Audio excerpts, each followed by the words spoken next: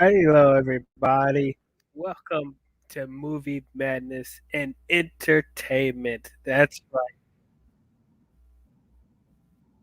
Hold on a second. I hear an echo. Wait a minute. Hold on a second.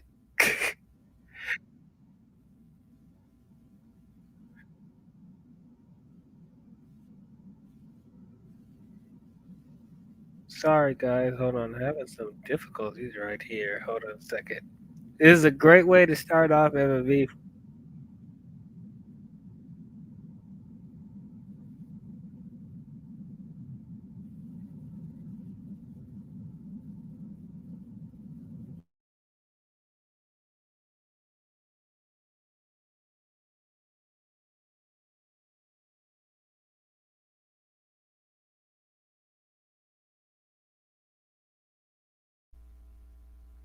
Okay, hopefully that works. Okay, sorry, guys. What's up, everybody? I am Dial. Yes, do not adjust your television sets. It is me. Oh my gosh, I'm hearing an echo. Hold on, guys. Why am I hear Okay, I don't know if you guys are hearing it on your end, but, like, there's, like, this major echo going on. I don't know what that is. Can you guys put a can you guys comment how's the audio?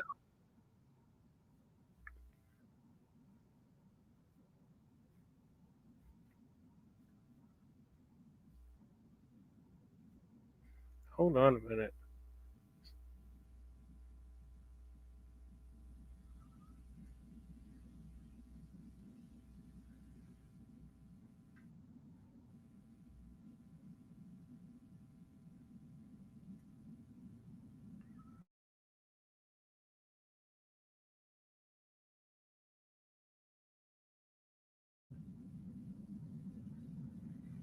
Okay. I guess we'll have to work with it for right now. If you guys can hear me in the chat, just, comment real quick if, the audio is working for you guys. If you guys can hear me okay. Very but anyway,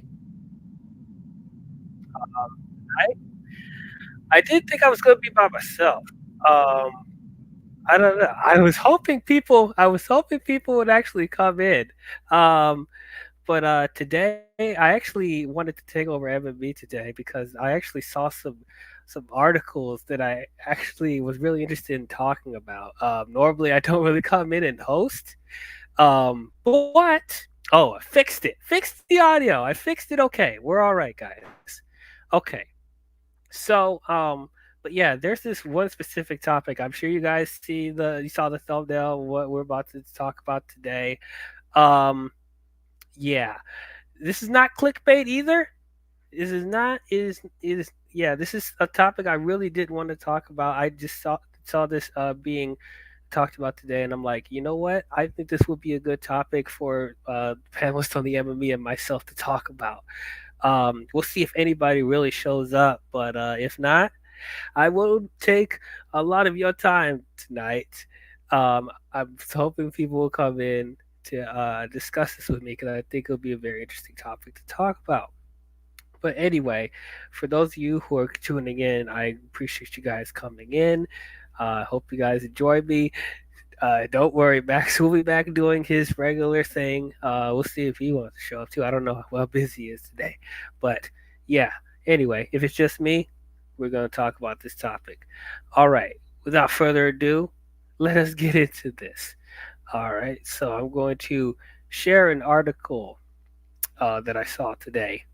This is going to be the main thing. It is about Man of Steel writer David Goyer opening his thoughts on them making Batman v Superman right after Man of Steel, and how he thought possibly it was a mistake. Uh oh. Oh, we got a guest. We ain't got the guest coming in. We have Perp. What's going on? Me, little movie bro. What's Warrior saying? What's going on? Good. You're doing all right. How you doing? I'm doing good. I'm doing good. What's Goyer saying? What's he Goyer doing? say? Well, Dude, let's find out. Do Dark City 2, Goyer. Dark City 2. Let's get it. my- Let's get that sequel, All Goyer. I don't know if they're gonna do that. No, Well, they're definitely not. let's That's see how why. that That's why goes. Perp has to ask. All right. Oh, we got Aaron. What's up, man? Hey, Aaron. What's up? What a SmackDown deal. Yeah. SmackDown. Skipping Rampage, huh? I actually have Rampage playing in the background. I'm right now. I'm skipping it. Why? Yeah. What I know the happened? results. What's the controversy? We're about to find out. I'm about to share it with you. Here we go. Here we go. All right. You guys can see that all right? No, No. not yet. You have to. Yeah. You have to. Not yet. You have to present it. Add to stage. Hold on. Add to I can see it now. Okay. Yeah. You can see it now?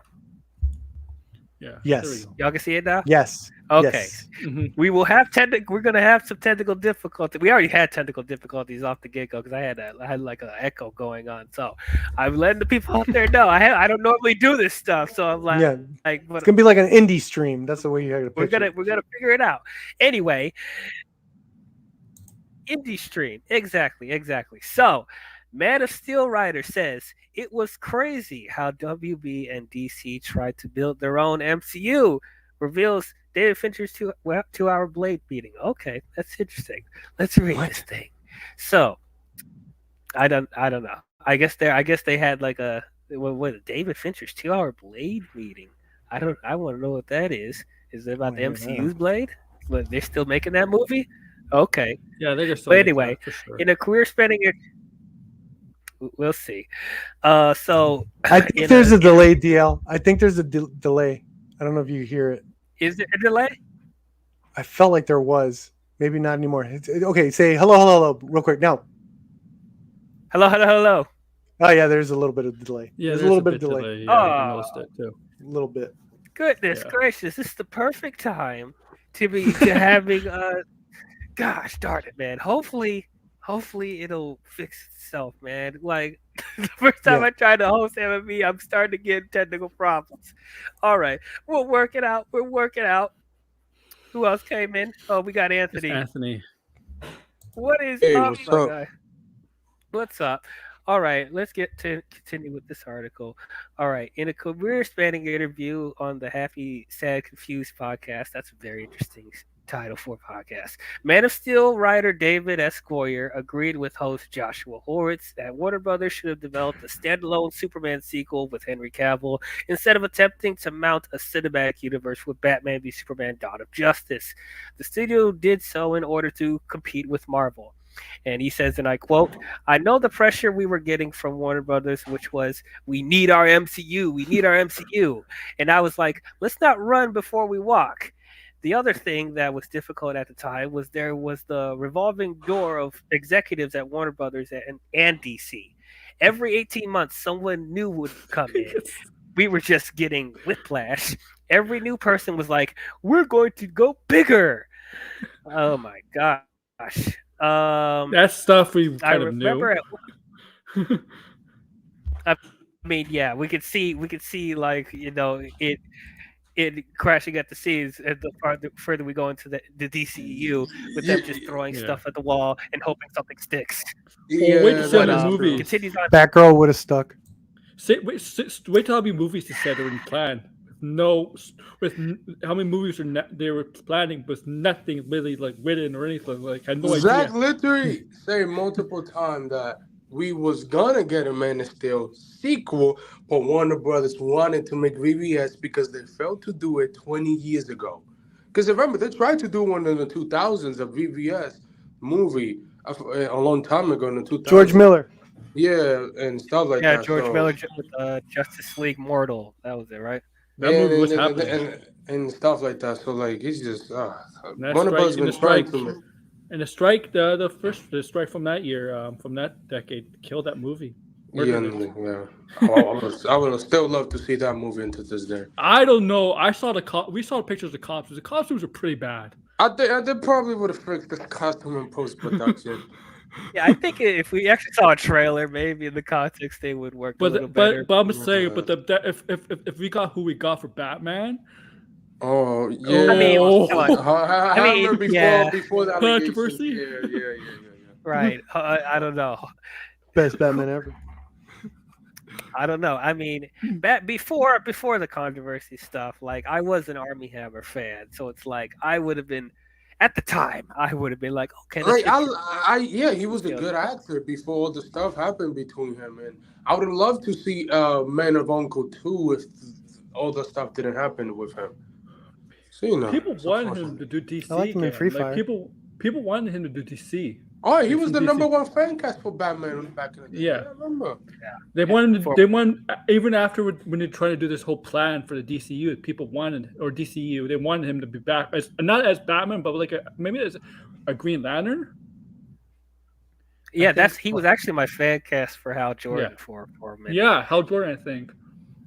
That would have been cool. But who knows what they would have done. I actually thought that was interesting that they would have started a DC universe with starting out with a Justice League movie. Like that's your first Mortals thing. was supposed to be that, yeah. Because Nolan didn't want no superheroes. They didn't want Wonder Woman, Batman. Wonder Woman and Superman in his universe.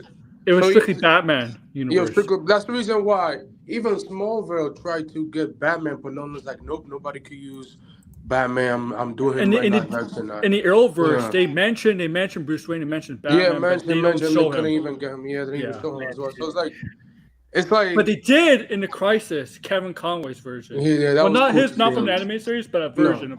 Yeah, a version of Bruce Wayne that killed a lot of people. So it's very interesting that Warner Brothers they just been trying to make Batman versus Superman from the last 20 years. They got it in 2016. It's like, everything break loose. Well, you asked for it. You can't blame the director. The director gave you what you wanted 20 years later. So you asked for it. We wanted a Man of Steel sequel. You tell the director we want Batman versus Superman because Nolan was ending his Batman around 2012, 2013, I believe.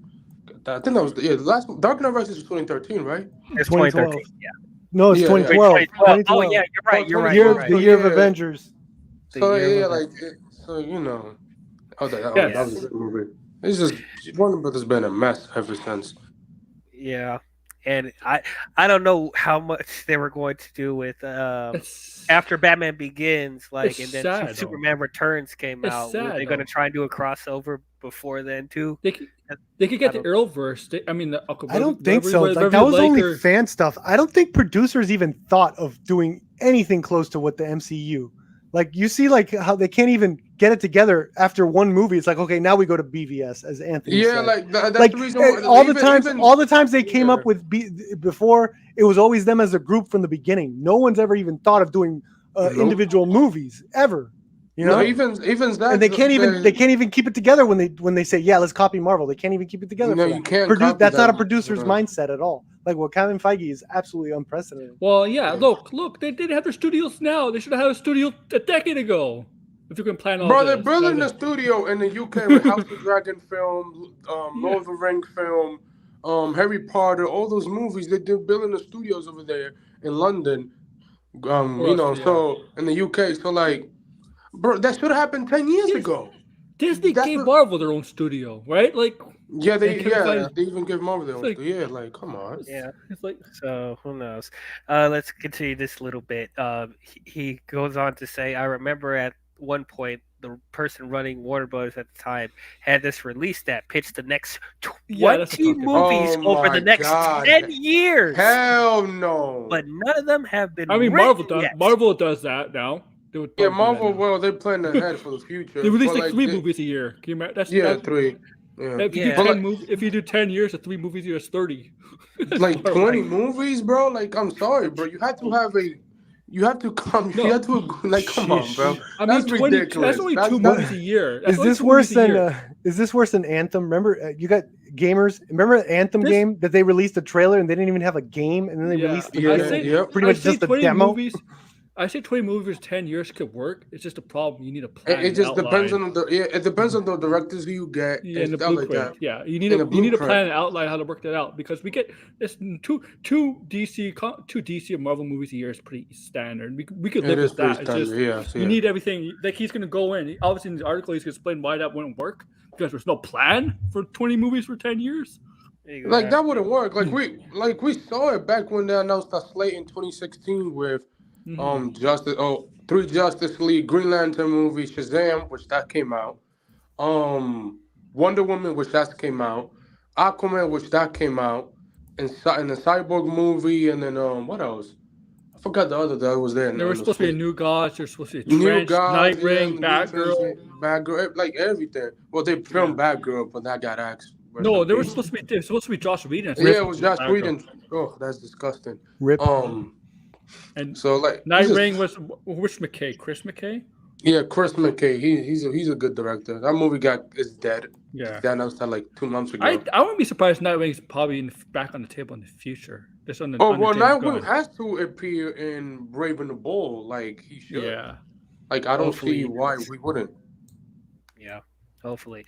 So, that's pretty much the gist of what he said. So I lay this question out to you, gentlemen, and people in the chat. And Raptors. I can't, and Raptors, of course.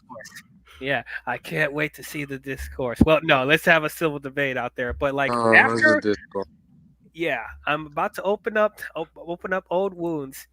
After seeing the quality that we've gotten of BVS and what that ended up, escalating with the DCU, do you think it was a good idea for them to do Batman v Superman right after Man of Steel? No, they shouldn't do the Batman standalone. They should not do Batman standalone. They should. No, David Ayer confirmed, and he literally says, like, bro, like, why are you forcing us to do that movie? Like, why? I'm gonna do the hot take. I'm gonna do the hot take and say yes, because so many people love Batman v Superman Ultimate Edition that it's like, I'm glad they have that movie, man, because that's a lot of people's favorite movie of all time, and that could only exist if they did it the way they did it. Unfortunately. They cut down they cut down a lot of time for Batman review. It's like, oh well, it can't be 3 hours.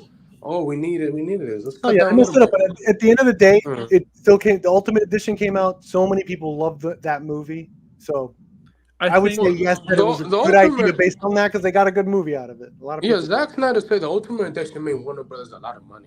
It did, which is good. They made them a lot of money. But it was not a turning point, obviously. Like, even the Ultimate Edition was not a turning point. Yeah, do y'all believe if the Ultimate Edition came out the first time, would that have made the $1 billion standard that WB wanted? It would have filled in some of the holes, but no. Man, it might have done worse. It might have done worse because it doesn't have much time slots. Yeah. I think it would have made an extra 100 million. It made 800 something, I believe, so extra 100 million.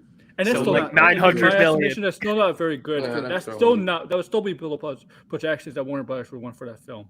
The thing is, like, Warner Brothers, you were never gonna get $1 billion regardless. You would never. You never. Even Marvel's second movie didn't make billions. Like, come on, like, you don't. No, we all got spoiled with that billion. Now everyone wants it. Every movie needs to be $1 billion or it's a failure, which is absolutely some of these popular Marvel characters got $1 billion film. Yeah, bro. Like, even the first Captain America didn't make $1 billion. The Hulk didn't make. Even Thor didn't. Like, to have the mindset that you need to make $1 billion after the first Avenger movie is ridiculous. Yeah, you know what they're betting on?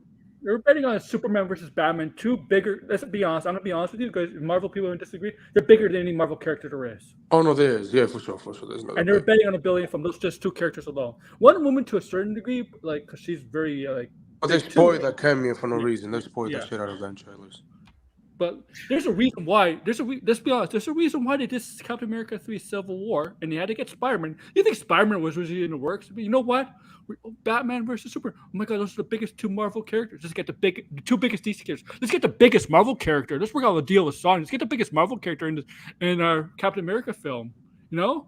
That was shoehorned in. I don't care what anybody says. Like, that. You don't think they did that was competition? That was a competition tactic right there. They're 100%. I think they needed something big after Civil War. And they were looking for Spider-Man. But they should. But to me, it was also perfect too because they saw how the last movie did. Is like now's our chance. Get in there. But the thing is, Spider-Man is big, but I don't think they really need Spider-Man in the film because I think the film would have done good regardless.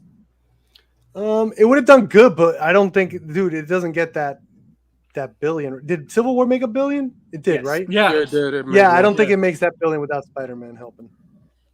Unfortunately, everybody was hyped because of Spider-Man. No, it's like the smartest thing to do too, because you're also setting up Black Panther to make its $1 billion too. You put Black Panther in the movie with Spider-Man. It was setting up a lot of things, right? It's like perfect. It's perfect way of doing everything. It's one of the first films to set up the final phase, right, of the Infinity Saga. Setting up Black Panther, Captain Marvel came before Endgame. It was also there was Thor Ragnarok. That made $1 billion. Yeah. Doctor Strange was involved in there. Marvel was. Let's be honest. Marvel before that movie was doing very well. Really, not every movie made. 2013 was not. 2013 may not be a strong year for Marvel in terms of quality, but it didn't hurt it. 2014 because we got Thor 2 at that time. Yeah, 2014 was a great year for Marvel. Iron Man 3. That made $1 billion. I don't know how that made $1 billion. Well, actually, I know exactly why. Because I know why. Because right before then. exactly, DL. 2014 was like a banner year for Marvel. That had Winter Soldier and Guardians. That's it. Yes. Those are the two. That's all you need. And forever, nobody knew who the fuck what the Guardian was. Even and I made a ton of money at that time. Like nobody. And because James. No, and I remember the Winter Soldier. I remember the Winter Soldier trailer. Was, in my opinion, wasn't good. I was like, oh man, this doesn't look good. I remember and that's like my favorite Marvel movie now too. But I remember the trailer just didn't do it for me. Same with the Iron Man 3. Like all those trailers were kind of off. Even the Civil War until Ragnarok. Yeah. That's when they got their trailers like on lock, and I was like, "Oh shit, this is awesome." Wait. To be honest, you didn't like great trailers. I didn't like the Homecoming. I didn't like the Spider-Man trailer. I didn't like DC does which one? Good trailers. You didn't like Iron Man 3's trailer? No, I didn't like Iron Man 3. You didn't like Guardians of the Galaxy's trailer? That one is an exception. Yes, I did like that. Age of Ultron? No. Did not like that trailer. I haven't liked Marvel. I generally did not start liking Marvel trailers until Ragnarok. Or I guess Guardians, but that was a fluke in my opinion. Ultron was such a wasted villain. The Age of Ultron. What was he? He was like the top of the world for like a week. I mean, what we ended up getting, that was another story. But like those trailers, like I don't know. For me, those trailers tricked me into thinking, oh, this is the Empire. They were DC because DC pulls off. For Age of Ultron. Yeah, like and before we even got Thanos, I look at these trailers. I'm like, these trailers are awesome. This looks like it's going to be badass. And then the thing about DC, their trailers are always great. Yeah, their trailers are amazing. But when it comes to the movies, couple movies, I like the VVS trailer. That was great. Except for Ninja Turtle, Doomsday. Ninja Turtle. No, their Suicide Squad trailer deserves an Academy Award. No, that Suicide Squad. Honestly, that was beautiful. That was beautiful. Oh, Jesus. Yeah. With the Queen song, oh my God. Oh yeah, beautiful. It's so good. We're gonna edit the movie to be just like that. Typical Warner Brothers afraid. ACGH. Like the reason why they changed it, they're like, oh, let's make it Deadpool. Like, why? Why do you have to think of the minds? Oh, let's make Suicide Squad, the first one. Yeah, not only that, let's make a Deadpool out of the guy with a movie from the guy that did Training Day and does all those hardcore fucking street crime movies. Come on, that's dumb. Who? Look, I'm not the biggest David Ayer fan. Here's my hot take. I'm not the biggest David Ayer fan, and I was really confused why they got him to do Suicide Squad. I'm sure if his Ayer cut comes out, I'm sure it'll be better than the horribly edited trailer version that we've gotten, but just like it doesn't seem like his style would fit for a Suicide Squad. I don't know, but that goes back into. It depends. I think they were trying to do like a real crime thing. That's why you get the crime guy to do a crime movie. You know, if you with see the Joker and the if you underground see this, world. the I could see it. Yeah. I could see like he's trying to do like an underground world of these criminals and all that. Yeah. I could sort of see flashes of that. Like even in when Joker's talking to Common, I'm like, all right, that's fucking. Well, you see. Oh, sorry for cursing. You see. Don't Max the channel demonetize again. Yeah, my bad. You see, in the Comic-Con trailer, the one we got, that was David Ayer written. You could tell the way that trailer beautifully flows. And then when you see the movies, like, come on, Jeff Johns Jeff Johns took over rewrites. Like, come on, bro. Like, why, bro? Like what? They made Okay. Trench a villain. That's what they did. Okay, Jesus, why are we getting these super powered beings to face the Suicide Squad, man? This makes no freaking sense. What would be really interesting if it's not a comedy, what did he do with the Harley Quinn character? You know, well, if she's not gonna be, because she had a lot of cringy ass lines. I'm assuming that's not him. No, that's Harley Quinn. Nice to meet you. I'm hoping that's not. Yeah, her dialogue was terrible. Yeah, she was like really those bad. rewrites, like whoever rewrote that whole movie, that's a couple of them. Oh, I guess they could do the abuse. They could do they could make it like she's trying to be funny, but she's getting abused, so it's kind of sad, I guess, by the Joker. Because I know he wanted a darker relationship between your darkness. Or he had a. It was too dark. It was too dark, and Warner Brothers didn't like it. Like, and you know what's crazy? That movie's literally hit her like Joker's supposed to be the villain, right? I'm like, the abusive relationship with Harley Quinn. That's what David Ayer was talking about. Yeah, and she's like all psychologically like messed up, so she likes it, and she's like laughing, and it's like that could be really dark and cool. And that's what David Ayer was going to. Then Warner Brothers. I think and we got Love Your Perfume. What is that? The Stench of Death. I'm like. God. Yeah, dude. Oh my God. I think they saw the stuff that he This is Katana. My favorite was Slipknot. Slipknot was hilarious. This man could climb anything. I was like, dude, I can't believe they're gonna send that guy to fight Superman one day. Get the F out of here, bro. Okay. I don't think that was Warner Brothers. I think that was Margot Robbie. What? Well, Margot I think it's just some improving. Stop improving. It's not. I don't think she has the name yet. Oh yeah, she does not like that. She does not like. You could tell from her interviews that she's not a fan of the haircut.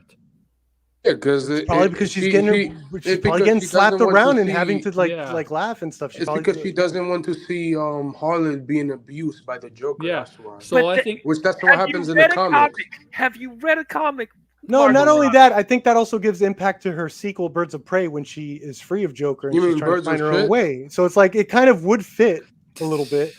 Yeah, it would. No, you're right. You're right about that. But it's just like you're an actress, Margot. Yeah. You do different roles. It would benefit her movie, like the one that benefit her. Yeah. Not only that, dude. Imagine if you could do that with the Barbie hype. If they released the Ayer cut with the new Suicide Squad. The Harley Quinn edition, whatever, to co-sign with this Barbie stuff going on right now. She could be like doing all that, making 10 times more. That would have been. It's like, holy shit, Margot! I don't know. I'm just saying some of the scenes. Some of the scenes in the Suicide Squad, whether it's we didn't see the haircut or not the haircut, she didn't look comfortable with Jared Leto. Some scenes. Yeah, I don't think she. I know that's okay. I know that's Harley Quinn in the Joker relationship is not supposed to be comfortable with, but that seemed more like an actress and an actor kind of. Not be comfortable with each other. I never truly believed she was truly comfortable with the role either. I liked Birds of Prey, and I think she did phenomenally better than in Suicide Squad. But there were some moments where it's like, she's a little off. Like it feels like she's not fully into it. So I never, and this is my perspective, a fan, someone that's watching these movies. I feel like she doesn't really, really love the character a lot. She doesn't do the voices for anything else. She could have really been like she could have been the Harley Quinn, the go-to, but she seems to shy away from that, just doing the movies and that's it. She was trying to do the accent though. What's crazy? No, I'm saying like she could do the voices in the animated stuff, like she could have really been the staple of being the voice of Harley Quinn, because that's such a great, awesome character. She is, because she's the first live action version. Yeah, but I feel like she didn't love the role. Like she didn't do everything. She could have done better to encapsulate the role. Absolutely, yes. Yeah. Okay. Something missing there. I think that Barbie's her thing now, so I look forward to it. I guess Gaga's what we got next. Get a Barbie franchise now. Yeah. I think she's gonna come back for James Gunn. Even James. You think? Yeah, she's gonna come back. They're probably gonna pay like $10 million. Something like that. She has to. She's like the new Will Smith now. There's gonna be a new Will Smith. She's the new Will Smith. Joker though. There should be a new Joker. You know how Will Smith carried the first Suicide Squad? She's gonna be like the one carrying the next one for sure. There's gonna be a new Joker. She couldn't even carry James Gunn's Suicide Squad. She wasn't supposed to. I don't think she was supposed to. No, that was more supposed to be. It was her thing. Was literally the B story. I don't think she was supposed to carry it. She was stuck with it was supposed to be this whole squad story. But this new one, she will be like the Will Smith. And then like the Birds of Prey. I mean, I'm not even a big fan of Birds of Prey. That's a movie that shouldn't have been made. But the Birds of Prey was good in Birds of Prey. Was like, I love it. Yeah, there were moments where Birds of Prey was upstaging Harley at times, but with the little times that they have in the movie. But to bring it all back to BVS. Yeah, I'm of two minds. Of this. For one thing, I agree with Goyer that I don't think they should have done BVS right after because, well, for one thing, yes. I mean, the thing I hear all the time is that it's Batman and Superman on the same screen for the first time. Like, they should be able to make $1 billion in their sleep. And I'm like, no. First of all, they're already like fighting an uphill battle because The Dark Knight Rises came out not too long before. You mean the Doodoo Rises? Yeah, that made money. Didn't Civil War literally come out like a week before too? Like Civil War came out like a couple months after. Yeah. A couple months after. Yeah. Oh, okay. Yeah. Sorry. Yes. Okay, that's good to know. And so I'm an idiot. Yeah, so you're already telling the audience that we need to get used to this new Batman when we've spent years, seeing that Christian Bale was our Batman. Like, 4 years gap between Bale and Ben Affleck. Yeah, exactly. I mean, it was Batman 15 years. I mean, because Batman Begins was 2005. He was Batman for 8 years or 7 years. 7 years. No, it's literally dude. They literally did the same thing Marvel did. That's why they expected it because Marvel did it with Spider-Man and it worked. Yeah. It was literally 2012 was it was 2014. It was later. Nolan finished 2012. Yeah. They expected it to work. Yeah, no, they. I guess so, Amazing Spider-Man 2. Yeah. I guess so. I think it's different though because before Christian Bale, we had Batman Forever and Batman and Robin, and a lot of people did not like those versions of Batman. And then Batman Begins came out and put a new, breathed new life into the Batman franchise. So, and the Dark Knight. Yeah, at least like with Tobey Maguire and even Andrew Garfield, they were still Spider-Man that were somewhat more beloved than I would say more beloved than Tom Holland because they're you depending on who you ask. Like Tom's the better Spider-Man, Toby's the better Spider-Man. It depends on what generation you do. But anyway, but that's not even like the biggest issue though. That's just adding to the issue that we have. Like, as much as I love Man of Steel, you guys know I will say it forever that Man of Steel is one of my favorite superhero movies. It's my favorite. It's in my top 10 superhero movies ever. Are you gonna say it should never have been done? Oh my god. No. Oh, okay. Come on, that's where we were going. I don't know. After Superman Returns, oh my god, that's yeah, anything's better than that turd. But yes, we are in the DL-verse. Yes, we are. DL Madness. The DL-verse. Yes. DME. No. Want to know how we got these scars? My gosh. Anyway. No, you're the rapper. You give scars. I give scars. Yeah. Yes. I scratch myself when I have an itch. I always get. That's how I got these scars. How do you scratch yourself? You have tiny arms. No, I do the dog thing with my little leg and the big hook nail. I do the dog thing. Yeah, that's how you get those scars. Yeah, exactly. Okay, but anyway, as much as I love Man of Steel, first of all, that movie came out and it was divided. Like I'm not gonna try and pretend that it's not. Like it is mixed at best. Yep. I was a hater. Yeah. I was a hater. I grew to like it after a while. Actually, I grew to like it through debates. Actually, a lot of people were explaining stuff. I was like, no, this makes sense because of that. I was like, you know what? Yeah. And then I rewatched it. I was like, you know what? I think it's pretty good. But I used to be a hater. The people want, the Christopher Donner. Please, Christopher Reeve. Let that go, bro. Let that go. We not know Superman anymore, bro. Love Christopher Reeve. He's an amazing actor. God rest his soul. But like, come on. Like, they give you that with Superman Returns. That fell at the box office. Brandon Routh was great as Superman, But you brought up, what was it? Who was the director of that? I think he did. I forgot. He did X-Men. Brian Jarbo Brian is right, Singer. Yeah, though. Brian Singer. Yeah, Brian he Pool brought Party him in. Singer. I Yeah, the think party guy. I think Jarbo is right. That Superman is actually a hard character to write in this in modern live time. action. Yeah. And I think Todd McFarlane is he does not like Superman either because he finds Superman kind of a boring character too.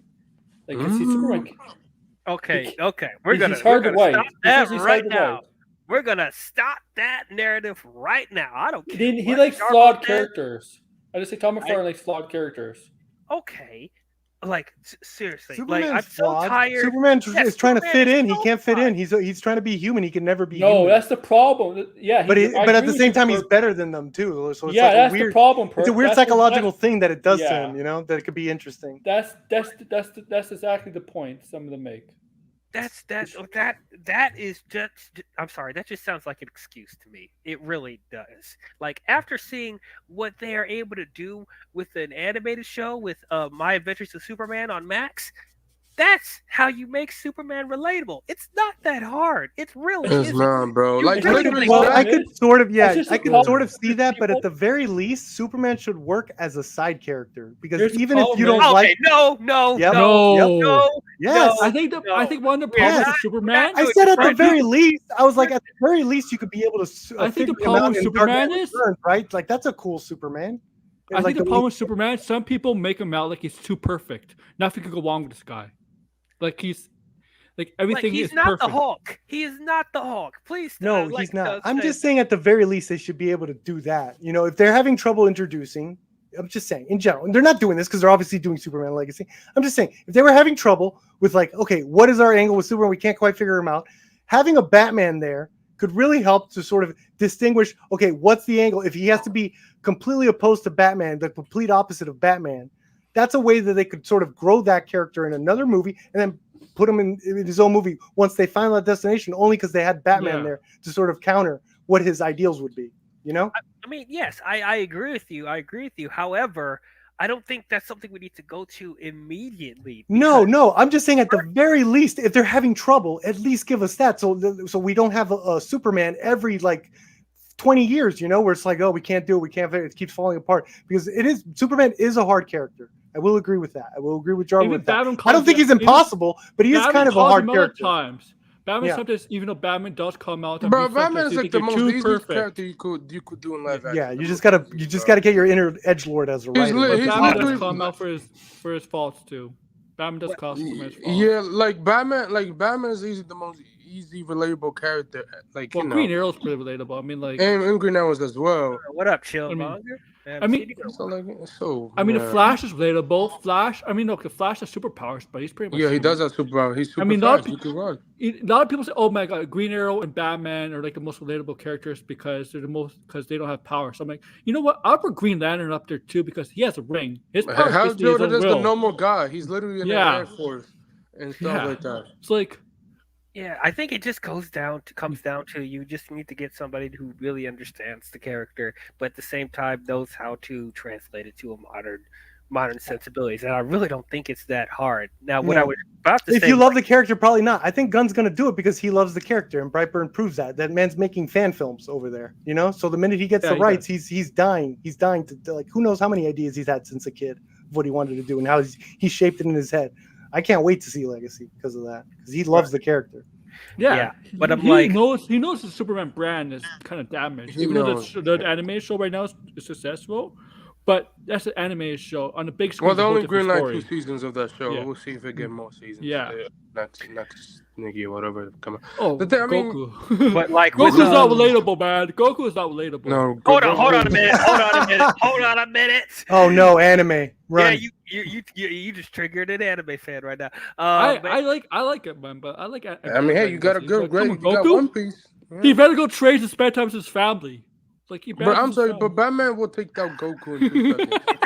that sounds like an opinion of someone who hasn't watched the show. Batman took Green Lantern's ring, bro, while he was wearing it. How the hell? What? Like Batman could do how anything. Jordan likes to talk. I'm sorry. That is that silly stuff that Batman does where I'm like, I'm sorry, no. You don't like that? I love that about Batman. No, the because he's Batman. Crap. Yeah, Like he's Batman. no. When he took the ring, and then he's like, and then Green Lantern goes, "I bet you won't do it again." He goes, "I won't unless I want to." Unless I want to. Like that. I was like, "Oh man, Batman's awesome." Because Green Lantern was not paying attention, right? Batman. When Green Lantern was talking, Batman was just like, "Got it." Like, what is going on right now? But what's up, Blue Jay? But yeah, what I was saying with Man of Steel is that, like, honestly, it feels like Man of Steel should have been like its own trilogy. Like, I don't even think I would have immediately put them in a cinematic universe. Like, they should have just had like they should have just had Superman have its own standalone like stories. Honestly, because like at first I was kind of weary about them just putting him into a cinematic universe because it feels like the world that they established, like it should have been its own thing because especially because it's Snyder's style as well, and after seeing I think are you talking about Man of Steel? Sorry.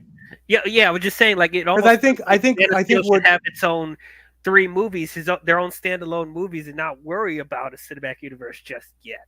Yeah, I agree because I say that even Zach even say, we was gonna do 3 movies. It would have we would have got Man of Steel around probably 2014, 2015, or so, or 2016 maybe. Probably would have took them a long time to clear. So do you think he would have done the handheld stuff in Man of Steel 2? Because he dropped that in BVS. Because he was super hand, and I like that. He did it like a doc style in Man of Steel. Like in Man of Steel, there was barely any composed shots. It was literally all handheld. Do you think he would have done that for the other ones?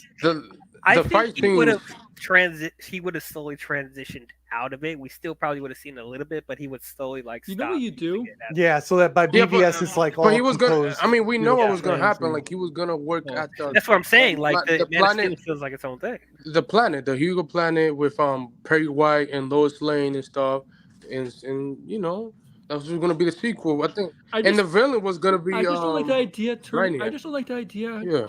I just don't like the idea of turning him evil. Well, because I like the justice stuff, but like Zack Snyder loves that idea. I mean, to be fair, he loves it. I don't like it. But Zach does. He was going to do it. He got. But like, if they are going to do that, though, if they were going to do that, though, they should have built that up. Yeah, like, he would have been redeemed at the end, but I'm sure Zach loved the idea of a bad. People don't want to see people. He was playing with that all throughout.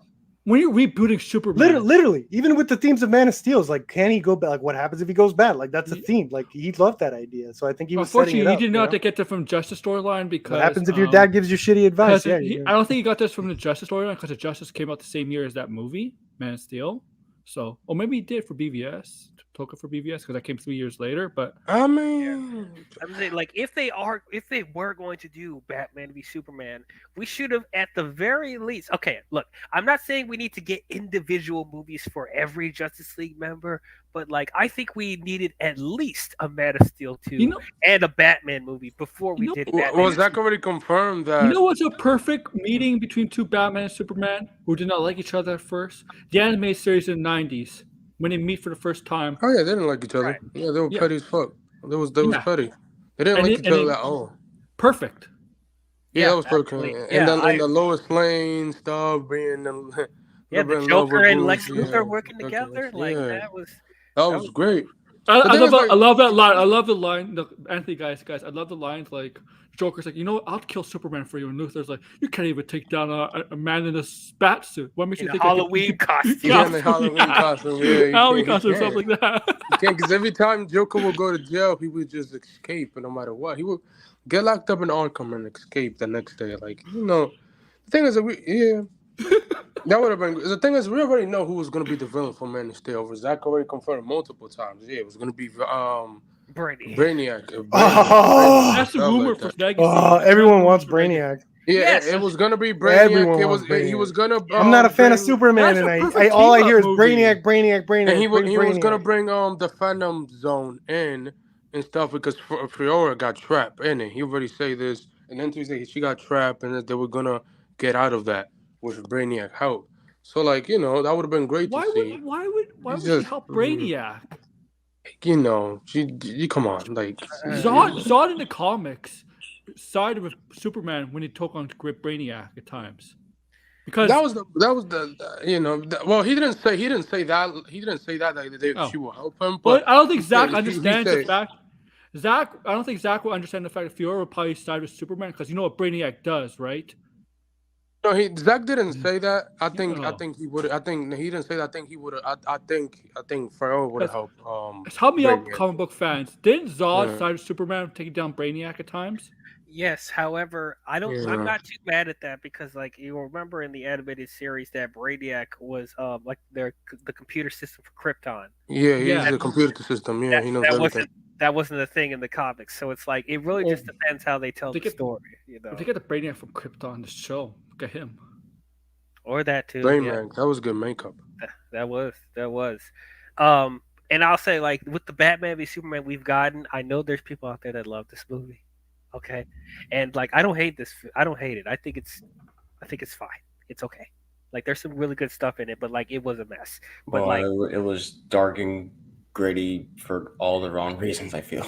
I mean, honestly, and they shoved in too many things in that film. Like where everyone complained that Superman is not a relatable character, they didn't fully get it right for everyone the first time. So it's like we haven't really got the audience conditioned to the Superman that we have now. Well, And now you're just shoving them in this bigger story with Batman and Wonder Woman and the Justice League and all that stuff. Like half the people don't even like this version of Superman. So it's like why would people want to see a Justice well, I would say and then a Batman that is brand spanking new, that's not Christian Bale and that's killing people. So it's like how like I do like I said, I still agree with Goyer that like they shouldn't have rushed all of this. This really should. Well, yeah, because like I mean I just came in, so I don't know about because I came in like 40 minutes in. So Man of Steel came out like a year after Avengers. And then it was, Marvel was like killing it at the time still, and Warner Brothers saw this and just was like, well, we have this Superman movie we got, build it up from there, basically. And then what you have is that it wasn't supposed to be that way. It was basically like, okay, let's just make a universe based on this one, which I like Man of Steel. I thought it was a great freaking movie. I thought it was awesome. I mean, BVS, it has its moments, but I don't watch it as much as the other DCEU movies. So TJ, to make that work, you need a crisis event to make that work. Yeah, I remember when I saw this teaser poster for Wonder Woman. I remember saying, "Damn, dude, that's a great." I can't imagine. Like if I didn't see Wonder Woman already in BVS and I saw this teaser poster for the first time and this is the first time I'm looking at her costume, I would have been like, holy shit, this we know $1 billion. I'll say this. I think we were robbed of like a lot of the magic of preparing for a Wonder Woman movie because that was a really good movie. Just seeing this teaser poster for the first, I was like, damn, I wish I never saw Wonder Woman. Like we know Wonder Woman was amazing. And VVS, she was great. She was good, but at the same time, I feel like we were kind of robbed a little bit because this teaser poster is so great and so beautiful. And I will say this though, honestly, awesome. yes, that was the first time we saw it. If BVS and Man of Steel and Suicide Squad hit, I think Wonder Woman would have possibly reached $1 billion. See, I will say this though. See, if I put on my piece, I would say I just you were talking about how they were like kind of rushing it in. I kind of made like I just wrote this down like a phase 1 of the DCEU, whatever. So Man of Steel will be first, then you follow with Man of Steel 2. And I think Batman v Superman will be the third film because you're introducing Batman. I think introducing Batman without like a solo film will kind of work in a way. I just different story. You could also be doing this Wonder Woman movie in between those Man of Steel movies because she takes place in a different time period and stuff. And you can still be the Captain America, be Captain America, all that stuff. Yeah, and it's supposed to be hidden anyway. It's supposed to be hidden anyway, so Man of Steel wouldn't be affected because so Wonder Woman. So and then I think I mean it kind of depends. Like either Suicide Squad or Wonder Woman would be next, and then Justice League. So, and then you do Batman because then you have that break between the Nolan Batman and the new Batman. So you have Wonder Woman and Superman as that break. You give those, and then you get like phase 2. Then finish the Trinity. Then yeah, you like complete the you know, Trinity. what if you get like a phase I two would do a and all that Trinity stuff? movie. All You know, if three you of get them like and call it the DC Trinity or something Trinity movie. yeah, you know, if you get like a phase two and all, like you can still have Aquaman. Just calling it you can Justice still League Trinity have would have been awesome. you can still Yeah, have exactly. Shazam.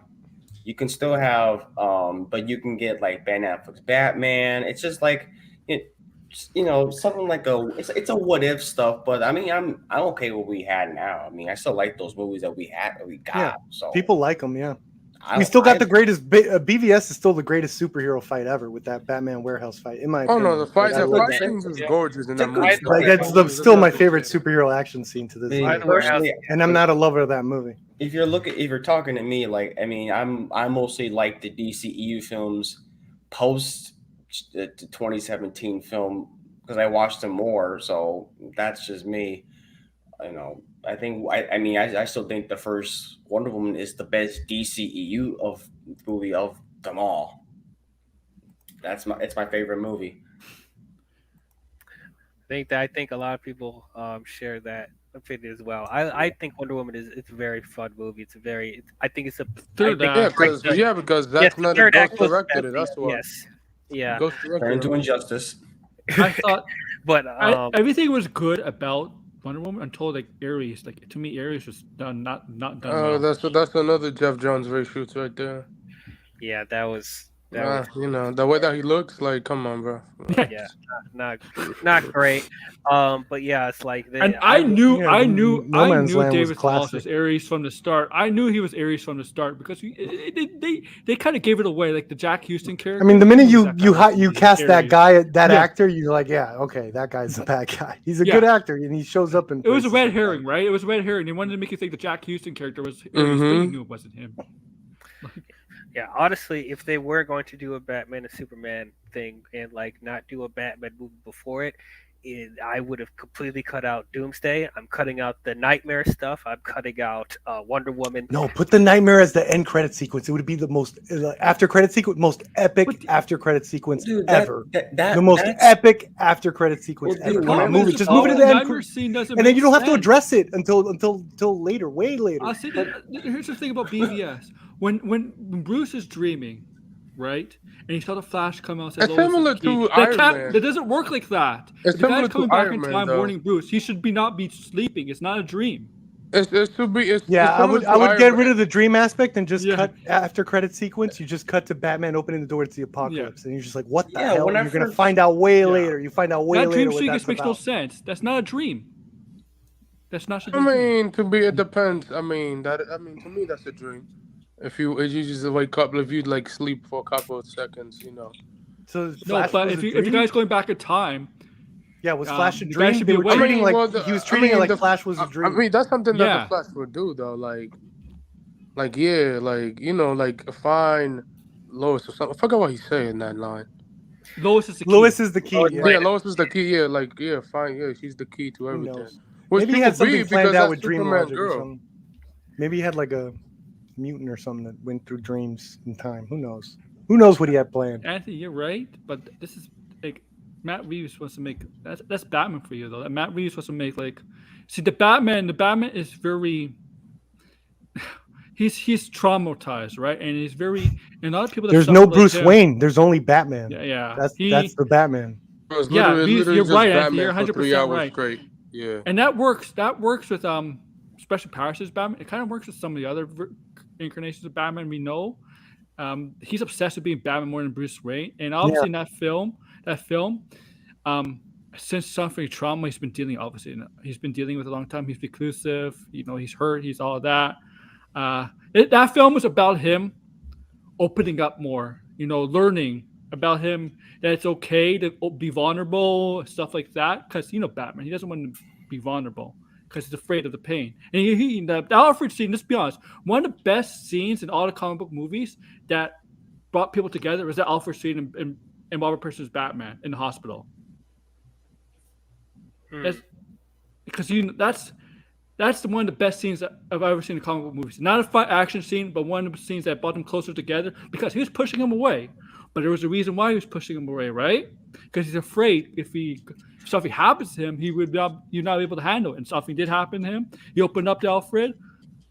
And that's Bruce Wayne, man. That's Bruce, and you see it. I'll give you another example. You remember if you played Arkham Origins?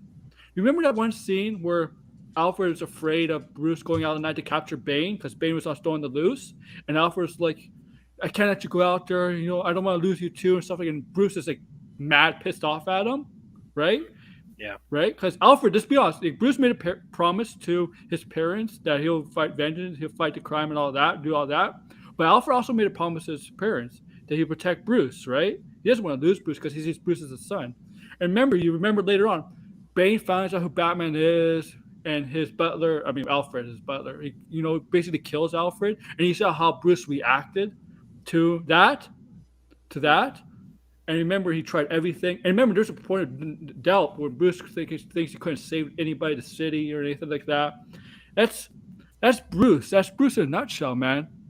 And that's what I like about the Matt Reeves Batman right now. And as you can see, as the film goes on, he learns he talks with Alfred, learns Alfred's problems, Selina's problems, the city's problems. And it's about him. Although he did kill people. What? Yeah, in the highway scene with the trucks. Oh, Dude, good point. Every live action Batman is kill people. For people that don't admit it, that's the thing. If you say that on Twitter, people will go crazy. He didn't kill people. Shut the fuck up. Yes, he did. Yes, he did. Every live action Batman. If he didn't kill people, then he let Penguin kill people, and then he let Penguin go. Then he let Penguin go. And Penguin spoke to him in Spanish, and that was enough. Guys, there technically. Well, but if Penguin did kill people in the highway, they could have arrested him because there was Gordon. Yeah, he should be locked up. He should be locked up in Arkham right now. Don't know how he is, but hey, we getting his TV show, so sometimes. Yes, Adam West killed people because remember in his movie he punched people. Okay, actually it's weird because I have to explain. So in that movie, there was this whole plan where Joker, Catwoman, Riddler, and Penguin were taking all the world leaders and vaporizing them and turning them into powder.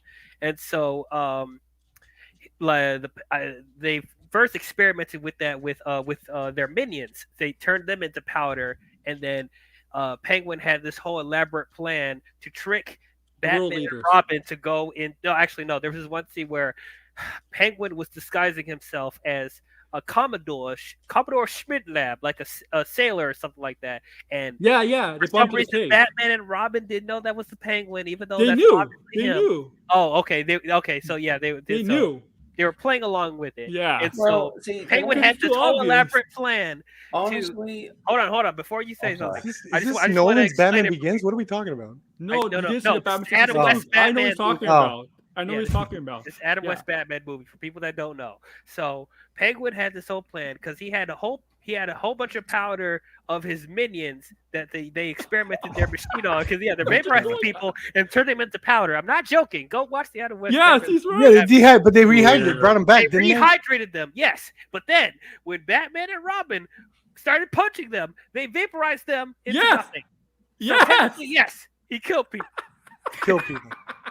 I'm really glad. Damn, that was a big explanation. I know. You should have just said he turned people to powder, and we would have bought it. But it's Adam West. I had to put in context for people to be like, wait, what do you mean he punched? I love how no one in this panel is buying the "I don't have to kill you, but I don't have to save you." It's like, nah, you killed him. No, you killed him. You killed him. No one's buying that. That was second-degree murder. The whole Batman not killing people and killing people argument is so ridiculous. It's ridiculous. I'm like, why are you guys getting hung? Why are you guys getting upset over that stuff? I'm like, it's freaking Batman. He kicks ass. I don't care if he kills people or not. I guarantee. I don't care either. Listen, it's a little logic breaking if he's working with the police and doing. Yeah, it's a little logic breaking. It's a little logic breaking. I don't think if they're killing people, police are going to be having a signal out there and shit like that. That's what Nolan put the realism in there, and it messed everyone up. At the very least, a guy can pretend. I can play Arkham. I can pretend I can throw people out the window and stuff and Oh yeah, he's killed people in Arkham, bro. So one of those guys hit like their head hit the pavement and they're dead. Oh no, Hey, every None of video those game hits are Batman like they kill too people as hardcore. well. Heck, You're gonna when I- pretend that the Games police that don't kill people? Like, come on now. yeah, That's come on, true. like, Yeah, but I think there would be an outcry. Like Nolan messed me up. There'd be an outcry. The DA, I know about politics now and all this crap. Like, the mayor would get like all this crap. Yeah, I don't think they could do that anymore. Like that has to be addressed. Or Well, even I guess it the- doesn't anymore because he still does it. Well, Or no, because he did it in guarantee freaking the Batman. I guarantee whoever becomes Andy Machete Batman for Raven the Bull, he's gonna kill as well. I Oh, you guarantee know what? No, You know no, what? His Batman No, didn't but kill. the first action Michael scenes, Keaton's whatever's Batman in gonna The be the Flash action didn't scene. kill. You said I what? He killed the Kryptonian, didn't he? But I guess that's not a He human. didn't kill any of the humans, the Russians. Yeah. No, he killed So Krypton. if it's a Frank, human Well, I life, mean- then if it's a Well, human Yeah, life, it's a he killed human. aliens. Technically, it's a human life. That should have been in Snyder's. That should have been Batman's excuse when it was like, hey, Batman. Like if let's say Batman didn't kill anyone for BVS, right? And then he sees Superman's destruction, and that's the first man he's gonna kill. And Alfred's like, no, man, like you're breaking your rule. That's a great And he's story. like, and then he goes, no, that's not a man, you know. And then slowly through his process, it's him realizing Superman is a man, and I'm not gonna kill him because I don't kill men. I thought I was gonna kill an alien. There's a reason. You know, why that he would have been doesn't- pretty freaking cool. There's a reason why he doesn't go down that road. It's Yeah. for his own Well, sanity. honestly, for Brave and the Immoral. Bold, I don't think James Gunn wants the headache of like having a Batman that kills. No, No, I don't think. You know he's gonna why? kill- I don't. Yeah, I do think. I say. if he I think kills James them, Gunn is going to be I don't think- smart, and if that's No, going to be a James thematic theme, Gunn- that's going to be addressed. Where Yeah, it's like, but I hey, said if it Batman's would be killing like people, an we need to action stop him. scene, I actually because think there's that like- will be a thematic yeah. theme because Damian Wayne has no problem with killing people. Yes, He, So I he think- has no yeah. problem killing. Yeah. He's a killer. That's bro. trained by the He's- League of Assassins. He's, James he's Gunn. trained by the greatest assassin of all time, bro. The Come difference between James Gunn and Zack Snyder, I think James Gunn is a little bit more true to the comic incarnations. You know, tries to on the big screen. He tries to he's more true to that. I think I don't know. I never read Guardians. How true was he to Guardians? I don't know. No, he was. It wasn't. I It think wasn't. he's It wasn't. more. He knows deviation. more the obscure characters Yeah, in it was comics than It was a Zack Snyder. deviation. That's for It was- sure. It was a deviation. It was a It's straight-up different. It's different Guardians Mhm. team in the comics as well. Different visions. yeah, You know? I mean, Yeah. but it's the same thing with comic writers. Different comic writers are going to bring their own thing to the character. Yeah, they're gonna themselves bring their own changing. sauce to the Yeah. books. Yeah. But he's gonna keep the prince, James Gunn. I think I just say this. He knows. I think the difference between him, one of his other difference between him and Zach and him, he probably knows more obscure characters, both Marvel and DC, than Zach. Because look, how many of those characters in Suicide Squad, his Suicide movie, whatever, like Ratcatcher in a movie? Come on, Ratcatcher's like a Z-list Bro, that's villain. like that Polka one's like Dot the Man. Z-lister. Polka Dot Man. That might have even been mandated by the studio. It's like you're so good at Z characters, you have to do it. And like, all right, I'll do it. Who's the Ratcatcher one? Okay, I'll use that one. And he's that good, and he still did it.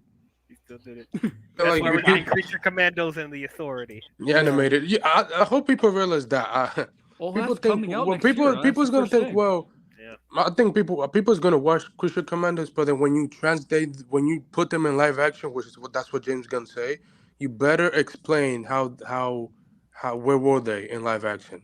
Because I mean, yes, a lot of people watch animation, but not the general audience. Let's be honest. Yeah. Yeah. I'm You sure gotta. He you might gotta- he might do it. You know how you do that? You do it like a James Bond, where you just get the team together in the opening, and then you get their dynamic that way. And if you I'm sure James Gunn want to explain it. Like, this is how the Creature Commandos is in live action. How they, like he will explain it. He does a good job of explanation stuff in his movies. you'd be in a joke, yeah. Yeah, but But yeah, like as much as I love Snyder, like he is one of my favorite filmmakers. But it's just like I don't feel like his style really should have worked for every DC character. Like he wanted to put his own like metal, dark, gritty Well, I influence call on it, all of it. I'm just like it doesn't work for every character. It doesn't. Someone work. call it. but to be But fair, you know what? if you It watch- works for if you all the watch characters.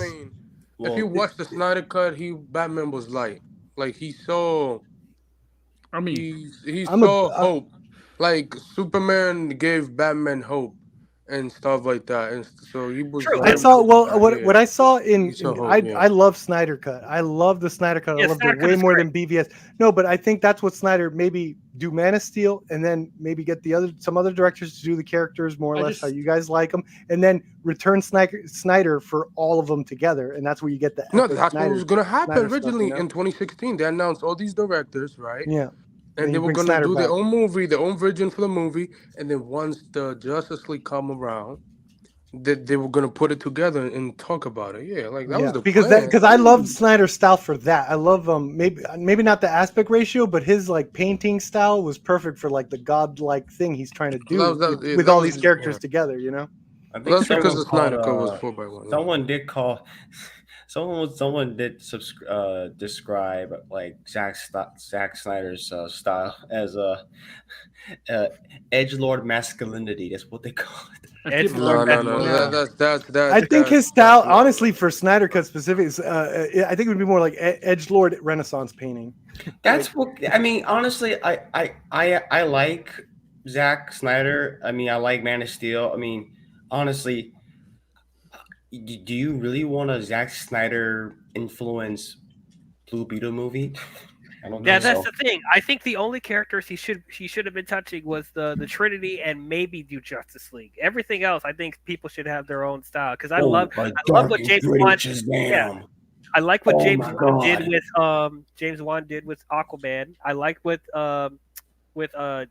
David F. Sandberg did with Shazam. I like what they did with Blue Beetle, as you just said. Like, well, that was going to happen. Like, Zack was not going to be involved with every. Well, yeah, people want every DC character to be dark, right? There's some people that want every DC character to be dark. Well, I've said this before that, like, I think going forward, I hope James Gunn does this for his DCU. But I'm saying, like, for a cinematic universe to truly work, the best type of cinematic universe is when they have different tones. When they have different types of characters, everything should not feel the same. Yes, if you have some stuff that feels same thing with dude. It's like you treat it like a movie. A movie has a variety of scenes. It's not just one big tone. Like it's like variety. Like he knows. He worked with Kevin Feige. You know how to do it, bro. You know what people want and what people don't want. You already know that. You was with him for a decade. For 10 he was years. supposedly being groomed to be the next Kevin Feige. Yeah, he was supposed to be the Kevin Feige if he didn't get fired in 2018. Fuck you, Disney. No disrespect. Honestly, no disrespect. So like he was supposed to take the cosmic side of the MCU, like the cosmic stuff. Yeah, that was gonna happen. But hey, DC gave him the opportunity. Warner Brothers scoop him up. And he did the Suicide Squad, which I didn't like it. To me, it's a 7 out of 10 movie. I did enjoy some stuff. The action scene was amazing and stuff. But, like he knows this. You know how to build cinematic universe because he was there with Kevin Feige. You talk to him every day how to do it. You know what people don't like and what people do. You planned it with him, technically. Yeah, if he did the cosmic side. Yeah. So, like, you know what people don't like. You know what to do to build your own version for the DC universe.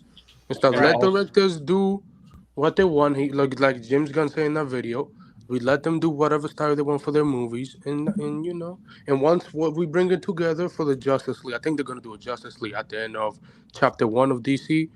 I'm a God of Monsters. I think they're gonna do a Justice League movie. So yeah. Also make a universe that's not required to watch. Like Marvel. Honestly, yes. These movies should have their self-contained stories, and like people should be able to jump on a majority of these movies without having to watch other stuff to understand what's going on. Now the animated project, like if James Gunn said you have to watch Crucial Commandos to understand them in live action, I was like, okay, bro, like no, that you're already messing up right there. Yeah, because I'm already like getting. I'm starting to slip. Hello, Max. Wait, what's up, Max? Yeah, I'm starting to slip from the keeping up with with Marvel stuff. I'm mostly keeping up with the movies. I haven't seen Secret Invasion yet. No, you have to look at Loki. Loki is very important. I am going to watch Loki. Loki is the only one you could watch. And see, I'm going to watch Loki. Other things. Yeah. I'm going to watch Loki. Oh no, Max! Wait! Max just came on, and I actually have to go. But it was nice talking to you guys, Max. I know. I'm sorry. I know. I'm sorry. Perv doesn't I'm want to hear sorry, more but James Gunn. everyone enjoy Max for me. All right, enjoy to see if Where he you can. leaving? This was a huge James Gunn love fest. I'm glad Max is here to shake things up a little bit. All right. Oh my god. So yeah, like Appreciate you being here, Perv. Hey, I Perv, appreciate Perv, man. the stream, and Max, we'll talk later, man. Love that you're back. Later. Hope the nap was good. Oh boy. But the thing is, Before yeah, we like, go any, the thing hold on, is, guys, hold on. Blue Before we Jay. go any further, I just want to remind everyone, please like the video if you're enjoying what you're watching, and also if you guys think I'm doing a good job with Doing a with great hosting the job. stream, thank you. I would appreciate also very much if you guys subscribe to my channel right now. Here's my channel. I'm about to show it right now. If it'll pop up, you're slow as crap. I am the owl right here. Slow, yeah. I need a new computer, but yeah. There's my channel. If you guys haven't subscribed already, you want to hear more of my takes. This is my channel. Talk about movies and shows and everything nerdy geek culture. Though most of you probably already know who I am at this point, but yeah, this is all my stuff. Great So, job. Yeah, check it out. I if do you better haven't than me. already. Yeah, because you 1 hour and Thank 10 you. minutes You're late. so pretty. Thank you. Yeah, so like Time for a beer with all this hard work that so I've been like doing. from what so what I'm saying, like I just Yeah. so what I'm saying is that like I'm hoping that because I'm starting to slip from from keeping up with the Marvel stuff. Like I'm also just watching the movies. I can't watch all the shows, you know. Like I haven't seen Secret Invasion. I am gonna go watch Loki. You don't have to. You don't have to. You don't have to. I know. I know. I don't have to. I heard have- I heard Invasion it's, was like, good, garbage and stuff, decent. but Loki. No, it season was 2, not. It was hot garbage. Oh, You have- You have to see some shows for some movies. Yeah, Not the because upcoming listen. one. Once the multiverse saga is over, there's only going to be a couple of movies that's going to be important to. Like Deadpool 3 is important to that, see that's and, the and Doctor Strange 3 is going to be important to that. Other See, than that's the that, thing, though. When it comes to Marvel, like I'm still gonna watch Marvel no matter what, but like I'm not super ecstatic about them, like as much as Facts. I'm kind of used to. Like, so, like, okay, what do we got? So, like, I think the biggest Marvel movie I'm excited for was Deadpool. That's it. I love Deadpool. if I it love doesn't get Deadpool. delayed, I hopefully. love I know it's gonna get delayed, but I mean, hopefully the strike ends pretty soon. But I love the first two. I'm and you have Hugh Jackman in there. It's gonna be the most. I'm hearing it's gonna be the craziest of the three. So I'm hoping that they can stick the landing, and that's it. Like or Blade, whenever the fuck that movie comes. If out. that movie still happens. That movie But is the thing like. is, like, people's like, oh, we're getting too many multiverse stuff. It's like, bro, there's only been like 3 multiverse projects, and other projects been a lot of street stuff, like street action hero stuff. So like, I think it's the fact that the multiverse stuff that we are getting is a mess. The multiverse stuff, like, which is cool. The multiverse stuff is cool Anthony, at first. Like, okay, you got Doctor Strange. Anthony, not you, Anthony. I'm the one in chat. If you're gonna see Captain, if you're gonna see the Marvels, you have to see Miss Marvel. You kind of have to. I mean, I love Miss Marvel. You have to watch Miss Marvel. Yeah, Miss Marvel was fine. That's it. That's the only TV show you have to watch. As someone who doesn't like the majority of the Marvel shows, please watch Miss Marvel. It is actually a really good show. Hopefully we get a season 2 after the Marvels. I'm just kind of I'm gonna just watch the movies and that's it because I don't really care for. I mean, I'll change my tune when I see a trailer. So Captain America 4, the Thunderbolts. I'm like, my mind is Deadpool 3. That's that's it. Deadpool's one of my favorite characters. Maybe Black Panther 3. I don't know. The second one was okay. I'm going. I don't even think Black Panther 3 has been announced. Oh, they're gonna make a third. They have to. They always honor MCU directors when they make 3 movies. Not included Thor because Thor was by a different director. No, Doctor Strange. Yeah, Doctor Strange. Iron Man and Iron Man as well. Yeah. Well, I'm waiting for and Captain America. Well, no, actually, no. Shang-Chi too. Yeah. Well, actually, Joe Russo did Winter Soldier, Civil War, Infinity War, and yeah, Russo did the Captain America like 4 movies. Yeah, except the first one. Yeah. Yeah. Honestly, I'm mostly like.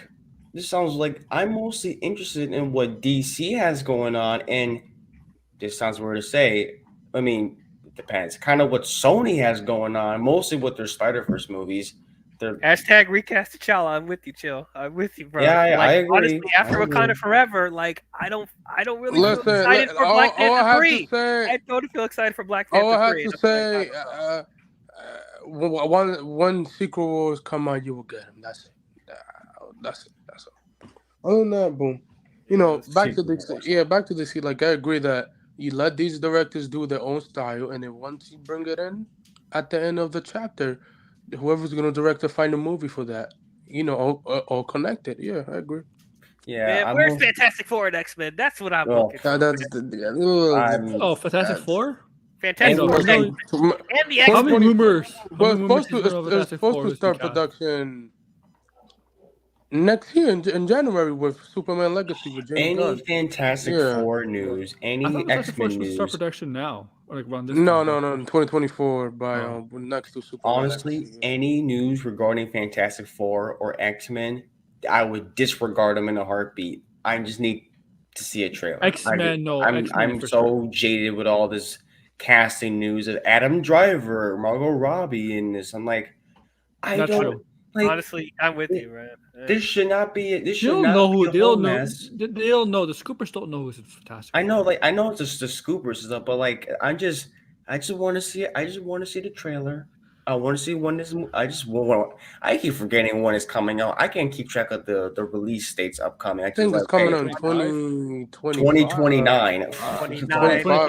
29. Whoa. 25. I mean, hey, I believe it at this point. But it'll come.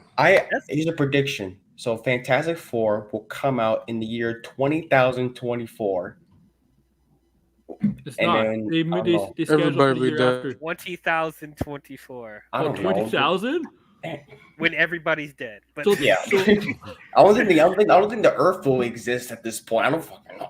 We'll be the Starfield universe. It's a star. I think there already would have been meteors. There already would have been meteors and all that stuff. Like the Earth. We're gonna have the MCU. The MCU is going to continue the year 20,000. 20,000. See, 20,000 years later from now. See, 20,000 years from now, we'll be like a long time ago in a galaxy far, far away. Yeah. Oh, they said it in. Speaking of that, like this is how you're feeling about these news about X-Men and Fantastic Four. That's honestly how I'm feeling about whenever they announce a Star Wars movie, being like, "I'll believe it when I see it." Oh, man. Right, trust me. Every time, it's like every time, like, oh, they got. Ooh, we're gonna do a Rey movie. Oh, we're gonna do the first Jedi movie. Oh, we're doing the Filoni movie. Oh, we're doing a Lando film. I'm like, yeah, right. The day finale one. The day finale one is happening. He's doing great with Star Wars. He's like the most consistent. The Rey one was supposed to start filming this year. That's what I'm saying. I believe it when I see it. The only one I'm close to believing is happened. The Filoni movie. They've been in production all this time. I don't know who the director we is. don't know about it. But they were supposed to start going to production, but like Rey is the only one who's been cast. Like Daisy Ridley.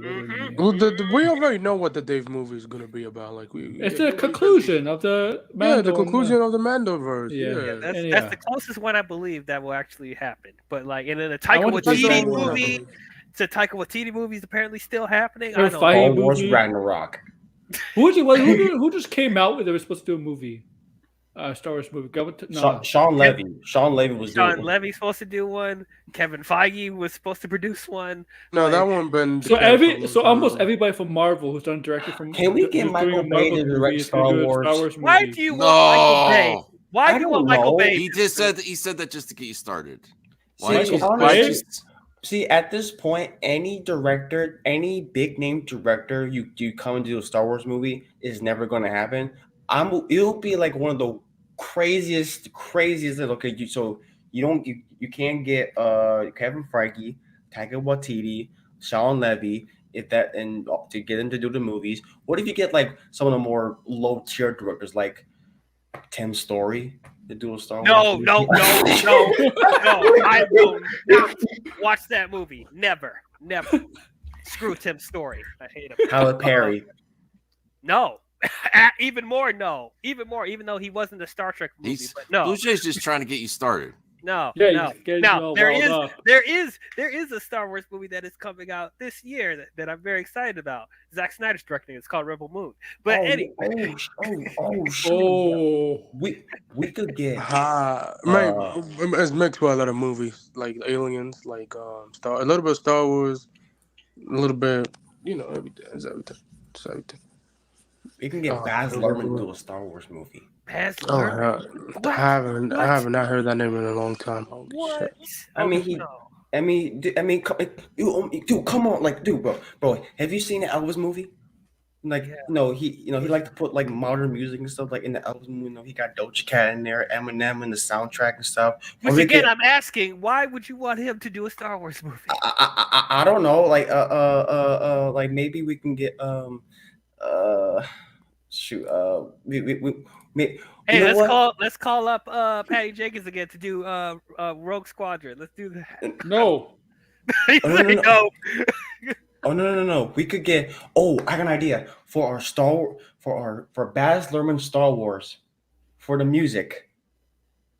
We would get Metro Boomin to do the soundtrack. They're just gonna get Taylor Swift. Did you calculate that response because of your profile? Did you calculate that? Yeah. They're just gonna get Taylor Swift to do soundtracks for Star Wars. Just watch. Taylor Swift. Oh, even better. Playboy Cardi.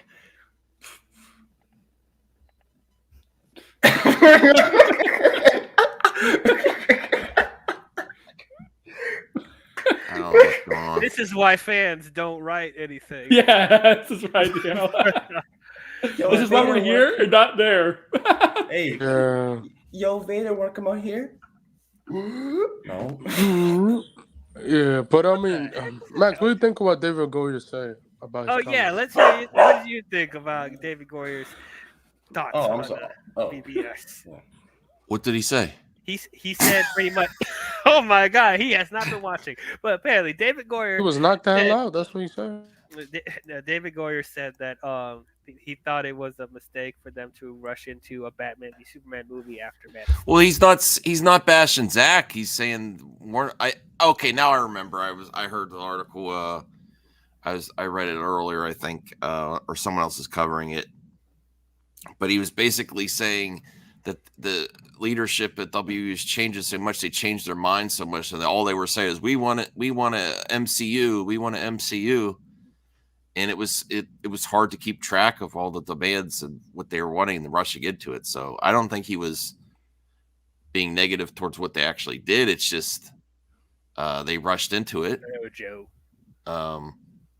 Goyer's a talentless. Oh my God, Joe. Yeah, I mean, we knew Joe had the Dark Knight trilogy talented. Remember, Joe likes Justice League. Let's just keep that in mind. We can get Joss Whedon to direct a Star Wars. Honestly, that one William, I'm not mad at. William, you want to come on, William? Like, if you're not busy, I mean, he's. Wait. What's up? William What's says up, William? Goyer is wrong. You gonna wait, get William hold on? Hold on a minute, William, because I remember you. Should I send William the link? You can, if he wants to Yeah, come on.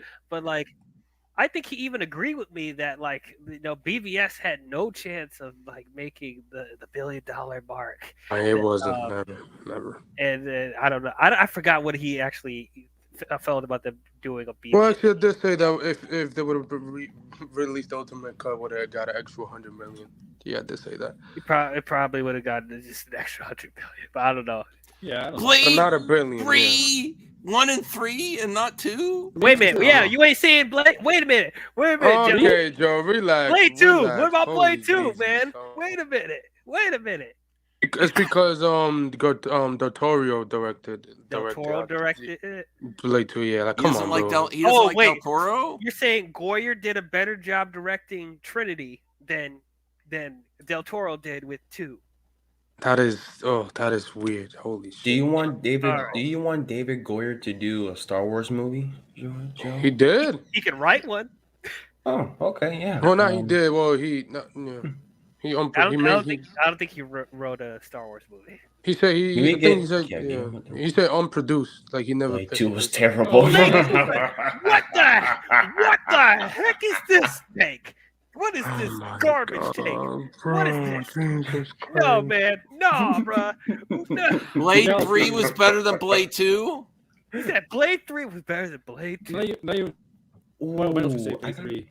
With the vampire. But you know what's crazy? That David Goyer say that Blade 3, what did he say to that about it? Keep Goyer away from Star He said Blade 3 was the worst experience of my professional career. Well, Wesley was being a total douche. He was. Yeah. Kelly, what are you doing? But yeah, you like the third one with the vampire Pomeranians. Okay. Making a mess. Yeah, the one with the radioactive Sharpay. Ooh. That Blade 2 was perfectly directed, man. Alex Kurtzman. Yeah, perp right here. Facts. Blade 2's House of Pain scene was better than anything in 3. Yes, 100%. I barely remember Trinity. I barely remember. I don't remember that movie. I love Joe. The funny thing is like when someone's opposite saying something he likes is horrible and trash, he's like, these people are being toxic. But he's like, bro, attack! I gotta put together like, man. Oh my God. I love you, Joe. He's one of my favorite dude. DL, I gotta Parker put Posey you... was putting in work in them. I mean, Joe has Joe could come in anytime. So no, I know. I just love it because he's like, because if there's like saying about, I don't know, something that he loves that he's like they're a talentless hack. They've never done anything good. Yeah, I gotta get DL. I gotta get you and Joe in the stream so I can pull up a movie. And then you two just debate each other. Like, okay, you hate this movie. Joe loves this movie. Well, it would be a whole honestly, I would Joe, what other Guillermo del Toro movies aren't you a fan of? Because do you not like Guillermo del Toro? Oh my God! If he says something about Hellboy, no, Hellboy 1 and 2 are amazing. No debate. Yeah. Do you like Hellboy 1 and 2? Pacific Rim. Pacific Rim. Yeah. I wish we get a sequel to that, man. Where we did get a sequel. Where? I'm curious what his Hobbit movies would have been like. I think it would have been better than what we got. But yeah, I would love to do a show with Joe with us just debating. Oh my God, it would be like. It would be gold. I'll put a movie that you don't like. DL, and then I put a movie that he loves. Hey, what's up, William? Hey, William. What's up, William? So now that you're here, I don't remember. Is that Sprite? It was all like, Sprite. He says that's Sprite. Oh, man, it look like Sprite. Anyway, yeah, I know. Same company. But anyway, William, I don't remember. It is actually. I remember we talked about this like a long time ago, but I've kind of forgot your stance on it. Like, you saw Goyer's comments on BVS saying that like it was a mistake for them to do it after Man of Steel. How do you overall feel about that stance? And that part of his statement, he's wrong, because it's common to think that, and he has a right to his opinion. He's a director. He's in the industry, but it goes back to the fact that us fanboys at that time lacked the capacity to see things any other way than what we first saw with Marvel. We just weren't bright enough to appreciate that there may have been another way of building foundations to a story. I don't need 5-10 Superman movies to get to the point where I'm going to be to begin with. When you're DC, you tell stories the DC way. When you're doing Marvel, you tell it the Marvel way. There are two distinct genesis to the way they start their storylines off. Marvel did what was right for them. They did what they could with the characters that were available to them. They decided they were going to tell an Avengers origin story. Once they made that decision, there was no guesswork to it. You started with the Avengers characters that you had at that time. That were available to you, with a few exceptions, with Black Widow switching out for Wasp and all that. But for the most part, the core of your beginnings of your first 5 issues of Avengers are in the way that they built it up, and then they went with the Infinity side. That was right for them. That was right for them, but that doesn't necessarily mean that was right for what Snyder was doing in the first couple of movies. BVS was part of his arc. Batman in the formation of the Justice League was the story he was telling. And when you're DC and you've been around literally before there was even a thought of Marvel as a collective company, DC had been doing this for 20 years. So you don't need to do things that way. Justice League, 63% of all DC characters either came from a Trinity book or a Justice League book.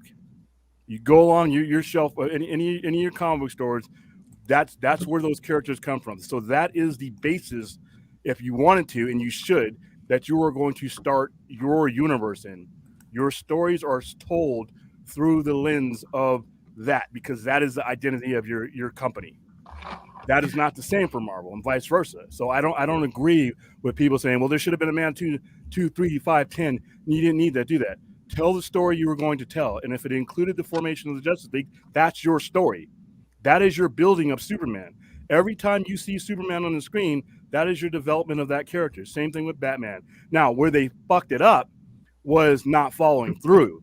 I can agree with people there, because we look at it in hindsight now, because they screwed it up, because you didn't get to finish the original arc and swing back to the single characters like he intended to do. You're looking at an incomplete project. So it's not real fair to really, to judge those movies when the originator of those stories never got a chance to fulfill what he was going to do with it. It's an incomplete story that got picked up by people who weren't as talented to try to pick up and go in a different direction. So now when we look at those movies, what if now after the original Darkseid arc was done and he would have handed it off and you would have gotten your Man of Steel 2, you would have gotten your proper Wonder Woman 2 and all that other stuff that, and an Aquaman that wasn't 5 years and, in between the original one. If you would have gotten things the way that they were originally planned out, we wouldn't be having this conversation, because all the character development would have been done. So no, I don't agree with them at all there. Okay, well, I do agree with you. Like, I did not expect them to do the exact same format that Marvel is doing. I don't need to see individual films for every character. Oh no, not 10 or 20 years. For sure. However, I talked about this before, and you know how much I love Man of Steel. I think it's great. However, we cannot get over the fact that that was a very divisive movie. People were very split on Henry Cavill's Superman, and it's like, I feel like it would have served his character better if they got at least one more movie for people to get used to his version of Superman before we started throwing all this other stuff and a new Batman. And you can't acquiesce to pussies, though. You have to tell your story. You have to have enough confidence in your story. It's just because something's divisive, pick a side. If you either put on the grown man drawers and make a decision and go forward with it, or you keep the diapers on and you stay down in the mailroom. These guys are at the top. These guys are the CEOs. These guys are the directors, the creators, producers. You do not have the option to be a pussy when you're doing this. You are never going to make a DC character that's been around for 80 years without divisiveness. It is not going to happen. And if you can't deal with that as a creator, then you need to get the hell out of the chair and let someone else who doesn't give a fuck get in. The fact that Man of Steel was divisive, so what? Pick a side. And what they didn't do is pick the side that was making them money.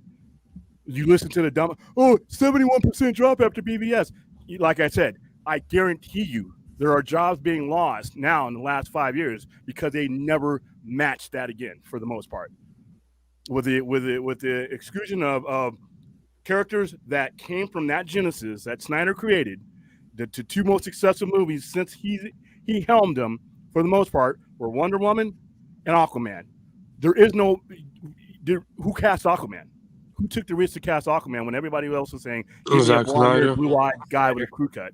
That was Zack Snyder. Who cast Gal Gadot when everybody's saying, no, she's too skinny? That was Zack. So even the movies that he wasn't directly directing. So when you go beyond those movies, that's where you start seeing the mistakes. And so like I said, who cares? Divisiveness, who cares? Tell your story. You either have the confidence to tell your story, or you need to be doing another job. There's plenty of talented people that have balls, or have the intestinal fortitude to stick with it. Kevin Feige was one of them. You didn't see there was a lot of Marvel fanboy whining at the time. He just wasn't listening to it. He knew what his story was going to be. He had his mindset on what he was going to do, and he made minor adjustments. He didn't. At no point in time did he ever entertain a wholesale turnover of his project just because some grown ass men wearing superhero shirts like me shit in their pants. At no point in time was that ever part of his decision making. He kept forward, and look what he got. I don't agree with the decisions that they made content wise. Half the Marvel movies were a waste of my time, but the business model in the psyche in which he approached it, I'm going to do this. This is what I'm going to do. This is my plan. I plan this out. I'm sticking to it. If I run up against something, I'll make minor adjustments. I'm not doing a wholesale upheaval. Why? Because once you blink, everybody watching the project is like, you know what? If the guy doing it doesn't have any faith in it, why should I shell my money out? And he never made that mistake. Feige never made that mistake. And that's the difference between the two. We get to see Marvel as a complete project because they followed through. We're looking and making judgments of an incomplete project in DC because they didn't. That's the difference. Not in the structure that he started with. I think the first 3 movies were the first 3 movies that should have happened. It's because we're looking at those in a vacuum because we never got everything else. That's your problem. You're looking at an incomplete project or product versus a completely fully developed one. So that's where I disagree with Goyer. And anybody else who brings that up, I mean, everybody's got a right to their opinion.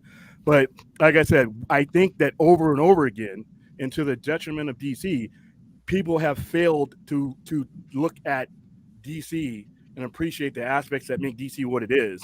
You cannot look at DC through a Marvel lens. There's 2 distinct things. To the genesis of everything that sprouted from. If you look back to the origins of DC Comics versus the origin of Marvel Comics, you'll see the errors that they came up with are largely tied to the stories that they tell now, even 60, 70 years later. When DC came out, crime, all kind of open warfare on the streets, World War II, Holocaust, all kinds of dark stuff was going on then. And those characters were born of those creators that made that. When Marvel came around, we were in that window. We could call it the window of color because it was before the civil rights era hit the screen and the whole nation would see it. It was before Vietnam hit the screen. It was before the Kennedy assassination when we still trusted government and everything else. After World War II, you had that window from 1961 to about 1963 where you didn't have the kind of stuff that was affecting DC stories 20 years further. Now, if you notice, Marvel stories changed. As more stuff hit the news in the news wave, Stan Lee worked in stuff that he wanted to always work in. X-Men was dark. You got to see Black Panther. You got to see Luke Cage. You got to see all these things. But it had to happen in that society. They come from 2 different societies. Really, the only comparison is that they're comic book companies, really. And that's where those comparisons should really end.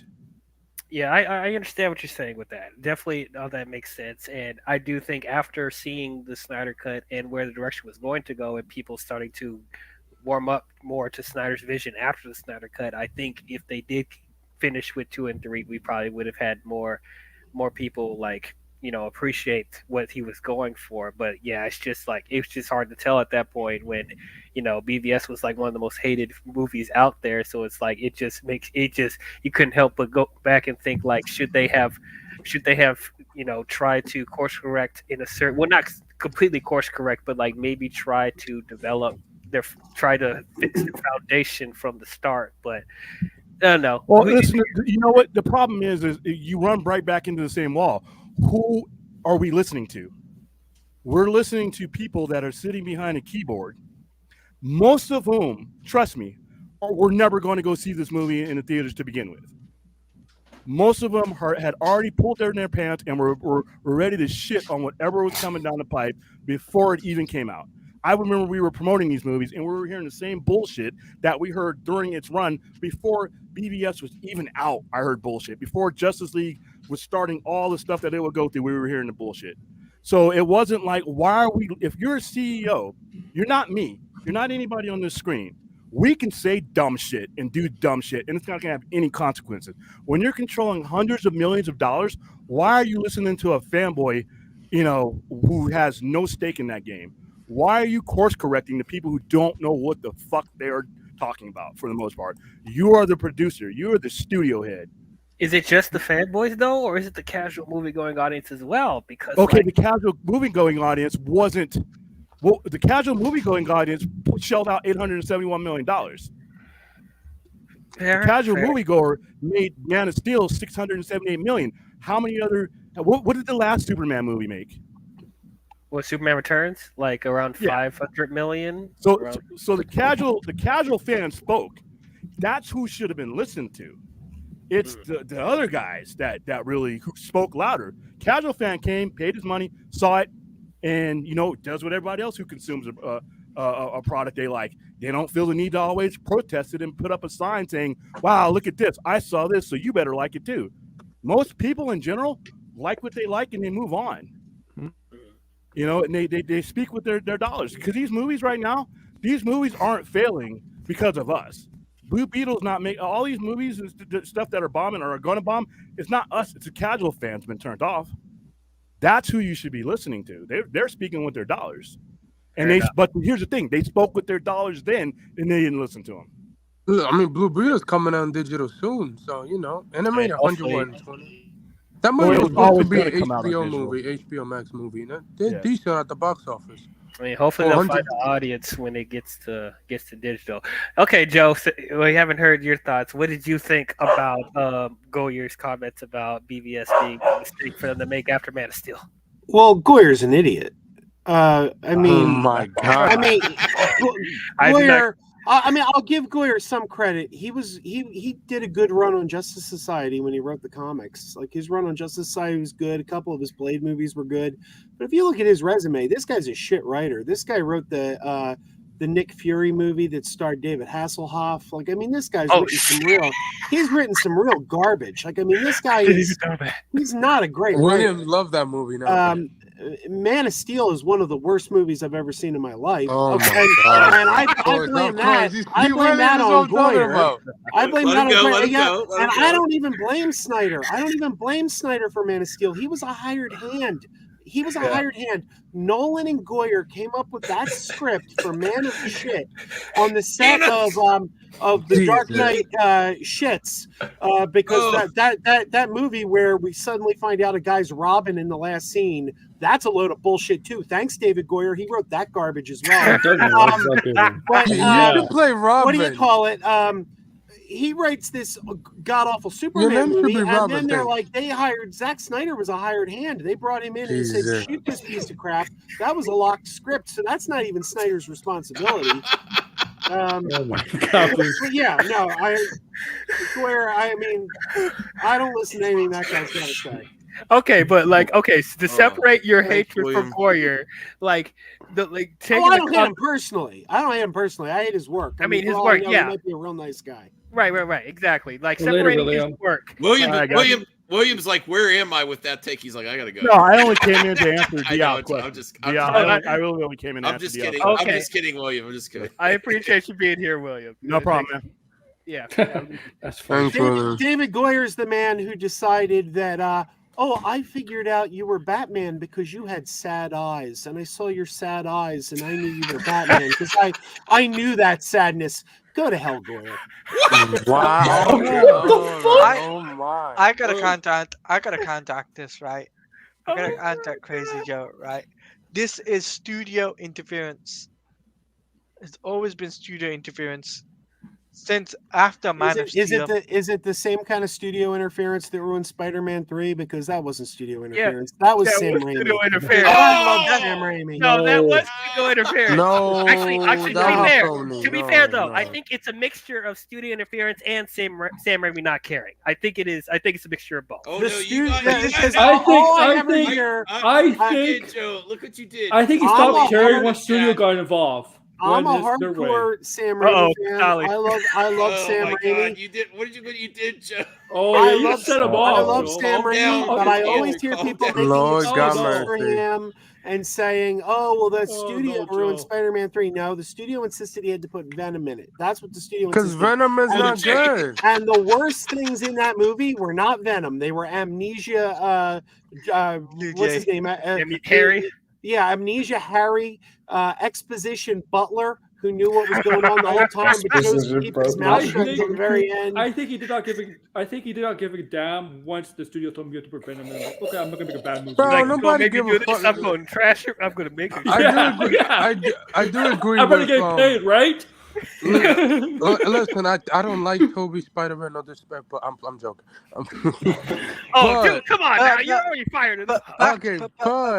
But like that, he does not care about Venom. Venom was not a character that nobody wanted. He didn't want that character in live action. No, you knew who hated he hates Venom, bro. The creator of Venom. Todd McFarlane Yeah, hated that even Venom. Todd McFarlane tell that the Spider-Man 3 was how the dookie. Yeah, like he come hated on, bro. that Venom with a passion. But this is different compared to Spider-Man 3 because WB like to interfere with things, right? We've seen it in the past. Like, you know, the whole Superman Returns situation, right? There was going to be a sequel to it. But because WB interfered, you know, they wanted to make their own universe. So they were like, okay, well, scrap the whole. Well, that has nothing to do with WB interfering. That was the 08 writer's strike. That movie was ready to start gearing up. They had a script and everything. The writer's strike. They were planning a universe before Marvel. They were planning a universe before Marvel. Yeah. No, I mean, look, we could blame WB, or we could look at the guy's resume and say this guy wrote the Nick Fury movie with David Hasselhoff, and this guy. Wait, I got it in front of me. Hang on a second. David S. Goyer, he gave us Demonic Toys. He gave us Dollman versus the Demonic Toys. He gave us The Crow City of Angels. That's a piece of shit. He gave us occasionally he gets something good in here. Dark City was good. He's got Dark City. But, I mean, look, Zigzag. That's a garbage movie. This guy occasionally, every now and then, he gets something good in there, like Batman Begins or the Blade movies. Jumper, come on. This guy. He does not have a good track record. Oh gosh. Yes. Okay. Well, anyway, putting his work aside, though, like judging like the movies we got, Man of Steel to BVS, and then what we ended up getting, did you think it was a mistake for them to do BVS right after Man of Steel? No, I think it was a Hail Mary pass. I think it was a Hail Mary pass because I remember when Man of Steel came out, everyone hated it. And I kept hearing people telling me, oh, they got to reboot. They got to reboot. That was garbage. And I kept saying, I agree, it was garbage. But I don't think they should reboot. I think it's fixable. I think you go in, you have a better script next time. You can fix this. But so many people were screaming for them. I think it was a Hail Mary pass to save that universe. And I think it's a better movie. Calm down, please. I think it's a better movie than Man of Steel. Yeah, Kasali, please calm yourself. Just like the good old days. We're not even talking about Spider-Man right now. It's not even our main topic right now. But I know Kasali loves Tobey Maguire, but is he actually pretending Spider-Man 3 is good? Don't add fuel to the fire, Joe. Don't put gasoline. I'll give you this. Spider-Man 3, I thought was a terrible movie until I saw Amazing Spider-Man 2. And then suddenly I said, hey, Spider-Man 3 doesn't look that bad now. Fair enough. Okay, Teladia, what did you think about David Goyer's thoughts? We're dead. About BVS. Like, I understand what David Goyer is saying because I agree with David Goyer in them rushing out the film because Zack had a plan. Like, he wasn't going to do BVS. He was going to do Man of Steel 2. But because the studio said to Zack Snyder, no, we want to do, Batman and Wonder Woman, get them in the film. So they rushed things. Obviously, it ended up being BVS, right? And then we got what we got, right? And I say to this day that BVS basically crammed 2 books into one film, right? They could have still done a Man of Steel. They could have done Man of Steel 2, and it would have worked out in their favor. It would have been far better off them doing Man of Steel 2, then do a Batman film, then do BVS. That leads into, the whole thing we got with Batman versus Superman: Dawn of Justice. Then you could do the Wonder Woman. Then you could do Justice League, right? That's the way I would do it, right? And furthermore, it's that's exactly far what more. You did, though. Iron Man 1, Iron Man 2. I mean, yeah. Like I said, I think it would have been a good idea because people were divided on. They should have stuck with the George Miller plan. Oh That's yeah, what I think they should have done. George Miller was going to put out his this movie. is not Warner Brothers Zack Snyder's fault. This is the MCU's fault. You know why? Because they conditioned everybody with a successful universe, even at the time. It was being successful, even though it was still in its early stages. It was still really early, and it was succeeding. I blame the MCU and Disney because Warner Brothers decided, you know what, it's working. That strategy is working. You know what? Let's try it. And they told Zach to do BVS because of that. That's what the reason is. So let's blame the MCU for whatever it is. Yeah, they rushed it, and now look what we're getting, right? Exactly. Mm-hmm. And without a real plan, because MCU had a plan. I don't think they rushed anything. No, I don't think they rushed in. No, I don't think so. A Batman v Superman, there's nothing wrong with that. That's something that could have been done 20, 30 years ago. We could have done that. I don't think that's rushing. If anything, they waited too long to put Batman and Superman in a movie together. You could have had Christopher Reeve and Michael Keaton in a movie together 30 years ago.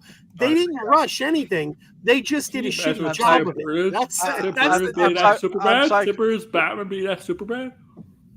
But I'm sorry, Chris, I have to disagree with you there because, here's the thing, right? Like if they fleshed out the characters, give them their own solo film before doing the team up film, which is BVS Dawn of Justice, it would have been made far more better sense. But you don't need solo films. I mean, you can have them, but you don't need them. The example John Campea once used that was a good example was he said, we saw Star Wars, and they introduced us to Han and Luke and Leia. They didn't do the Han origin story and the Leia origin story and then bring them together. And to make it more comic booky, we could say Guardians of the Galaxy. It's the same thing. They just introduced us to all these characters in one movie. It goes back to, remember Batman and Robin came out. Nobody liked Batman and Robin. Spider-Man 3 came out. No one liked Spider-Man 3. Mm-hmm. And then people started saying when you had more than one villain in a movie, you can't put more than one villain in a movie. Don't you remember Batman and Robin? Don't you remember Spider-Man 3? And it's like, no. Those are movies that did it badly. It doesn't mean you can't do it. It just means you have to do it well. It's like for years people were saying, you can't have a superhero movie about a woman. They tried that with Supergirl and it was garbage. And it's like, yeah, because the movie was garbage, not because you can't do that. Yeah. Well, you can see that for the whole 2000s with the female heroine. Can anyone tell me a comic movie that worked where it had multiple villains in it? Marvel movie? Any movie, any comic movie in general. Like the comic movie, Dark Knight. The Dark Knight. Besides the Joker and Two-Face, and you could add in some of the Mafia guys, I guess. I wouldn't say besides the Dark Knight, right? Let's get Dark Knight out the way. Right? Yeah, because of course we're gonna say the Dark Knight first, but anything else. Give an example of something that works, but not this example. Returns. Okay, but if that's the only one that works, does that mean that really works? Batman Returns. Batman Returns is a good example because that's a good example. That's a good example because that had two to three villains in there anyway. You had Max Schreck, you had Catwoman, and then you had the Penguin. Right? Even though I don't like Batman Returns, having multiple villains was not the problem at all. It was not the problem. It was the timing of the film and for the decade of that time. Because what Marvel movies had multiple villains that was successful. I can't think of any. I don't. Aquaman gave us Orb. That's a Marvel. And, we are talking about comic movies in general, so yeah. I don't know any Marvel movies. Aquaman did it well. Aquaman was good. Aquaman, Spider-Man: No Way Home had a bunch of Spider-Man villains in it. Yeah. That was 20. That was celebrating. Yeah, unfortunately, they kind of made Shocker look really, really bad. That was 20 years of celebration. I forgot Max was here until he came back on camera. I forgot I was here too. I'm just chilling. But I'm taking a back seat, getting the popcorn, enjoying the Morbius. No, I'm glad you're enjoying me doing your job. But no, I'm just kidding. I'm kidding. I do enjoy that. I'm kidding. I hope I'm doing a good job. Yeah. But anyway, I also would have been interested in seeing if they started a DC universe with George Miller's Justice League Immortal, I think I would have been interested in seeing how that would have went. Because that is definitely going the exact opposite of what the Marvel formula is. And to Joe's point, like there are other examples where they introduce multiple superheroes in one movie without having standalone movies before then. It works fine. So I guess we're just thinking about how big these characters are. So it's like, would it be a disservice for them to introduce like a huge character like Batman, Superman, Wonder Woman, and all these other Justice League characters in this movie without properly developing them because they have so much backstory or whatever? Like, do you have to give the audience a reason why these superheroes would work together? Or like, are you already going to say that they're already a team at the start of the film? Like, I don't know. It's like, I'm thinking about, would the casuals be able to follow everything? Because we do have to somewhat cater to the general movie going audience as well, while also being something that the fans would like as well. So that's one thing to keep in mind. But mind you, right, when Henry Cavill became popular, it was soon after Man of I wouldn't say Man of Steel, but I would say just post BVS, right? And and the way I see it is, if I was in Warner Brothers' shoes right now, I would be like, okay, give the fans what they want. Don't go backtracking and say, look, hey, well, you guys wanted for example, saying to the fans one thing and the next minute you do something else. It's kind of like backpedaling on something. Like Henry Cavill made like a public statement and everything, and then next thing you know, he's not the character. It's like, but do the fans want him? I mean, I haven't seen any evidence of that. I've seen no evidence of that. I mean, his movies haven't done well. His movies haven't done well. They haven't supported his movies at the box office. Who? I have. What was the last movie in the box office in the movie theater? To be fair, he's been working on The Witcher the last, Yeah, that's what I keep saying. And his next movie is his next movie a his next movie? movie is with Guy Ritchie, yeah, and Matthew Vaughn. Yeah, Matthew Vaughn. That's what I keep saying. He's a TV star. He hasn't proven himself as a leading man in a movie yet. His biggest success in a movie has probably been Mission Impossible, and he was a supporting player. Yeah, but he was amazing with that, though. He was amazing. Yeah, he was good. I'm not saying he's not good. I'm just saying there's a lot of good actors out there that the public don't go out and support at the box office. Well, you could also say the same thing. You could also say the same thing to the new Superman, David. Yeah. Well, I think I have a theory. I don't know if it's true or not, but for years they were having trouble getting a contract with Henry Cavill. They wanted him to make cameos in Shazam. They couldn't make things work. I think part of the problem is, I think his agency was asking for too much money. And I think they were looking at the bottom line and saying, the box office hasn't shown us that he's worth that. I think that's what the holdup was. I think Warner Brothers wanted him, but they didn't want to pay what they were asking for. I think that's what the issue was. I think if Henry Cavill really wanted to stay Superman, I think he should have done it for a pay cut. He should have taken a pay cut, come in, proved himself, and then as soon as he has a box office success, say, no actor would do that. No actor would. I think no actor would do that away except one that wants to work. Walk away in a heartbeat. Yeah, no actor. No, you will never see an actor in Hollywood take a pay cut. Yeah, you would never see. No, you would never see. You will never see it. Whoopi Goldberg did Star Trek for scale because she just wanted to be on Star Trek. But she's a one of a kind though. Like that. She's a one of a kind though. That's not really a thing, Joe. Well, it's not fair based on what's happened in the MCU and comparable talent at the time. They're getting raised. Yeah. And they're getting producer credit. They're getting all kinds of things like with like say Robert Downey and other. Now some might say he's not as good as Robert Downey. But that's what was happening. Robert Downey's movies were making money though. That's the difference. I mean, not outside the MCU. Outside the MCU. Oppenheimer's not really his movie, but I guess. Well, Oppenheimer, it's not. But that's what it was. That's what was happening at the industry at the time. So I don't think it was unfair for him to ask for that stuff. This is why we're in actor strike, ladies and gentlemen. But But I do think Joe. Right. I think Joe is correct with that, though. Unfortunately, because I do think after him playing Superman for both movies, I think his agency and probably himself to an extent got a little bit of an ego, being like, I played Superman, so it's like I deserve this. I deserve this amount of money for all this other stuff because I'm starting. He thinks he was coming up. He likes to have a lot of control. But here's the thing, DL.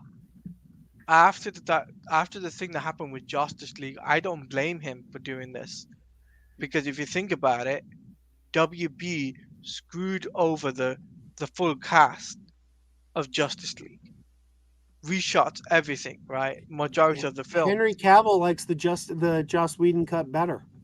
Oh, he said he likes both. He's just contradicting himself. Oh, he's playing both sides. He always does that. I mean, the Whedon cut depicts Superman better. Like that's a better Superman. What the everybody's there. The fake mustache or the CGI'd mustache though? The CGI lips. Yeah. The opening scene in Justice League where the kids interview him on the cell phone. Yeah, I get the vibe. That's like the greatest scene he ever played. That was Billy Baston, but it was not obviously a young Billy Baston. I've heard theories it was Freddie Freeman. Oh, Freddie Freeman, yeah. Because Freddie's superhero obsessed. I mean, they never confirmed that, but I've heard people speculate it might have been. Yeah, he's probably TGH. Here's what I think, right? I'm saying this now. I don't think James Gunn's Superman film will get filmed, right, until probably late 2024, right? I'm putting it out there now because I'm gonna disagree with you, because if the writers get a deal done, which I think they will, I don't think it's getting done tonight, but I think they will in the next couple weeks. They say there's an update today. There's an update. They will meet again on Tuesday to end. See, they say that every day. There's progress. They want to go into. They want to go into. They want to go into the fourth quarter fresh. I'm sure. Yeah, they want to go. I mean, everyone panicked. We're like, oh, we're really going into next year, and then like, oh, no, let's try to get this done. You know what's happening? They met for like 30 to 40 hours in 3 days, and they still can't get a deal done. Come on. Them meeting at all is progress, because before then we heard people fighting and like arguing. So like that's better. But then what I'm saying is today they say, well, we're gonna meet them tomorrow, then Sunday. And another person said, well, my sources told me that they're gonna meet Tuesday again. They don't meet on the weekends. They're not negotiating on weekends. They're not gonna deal on the weekend. They're probably gonna meet on Tuesday. I'm saying this: if the writers get a deal done, don't be surprised in the next few weeks or maybe to a month that the actors get a deal done, because they need them more than the writers. They need the actors more than the writers. Yeah, and also they need the actors as well after this deal is over. Yeah, we still got to resolve the actors strike. Yeah. So I think it's done. And also, it does affect the video game industry. I already know that for a fact. Right, the video game industry is hit hard with the strikes.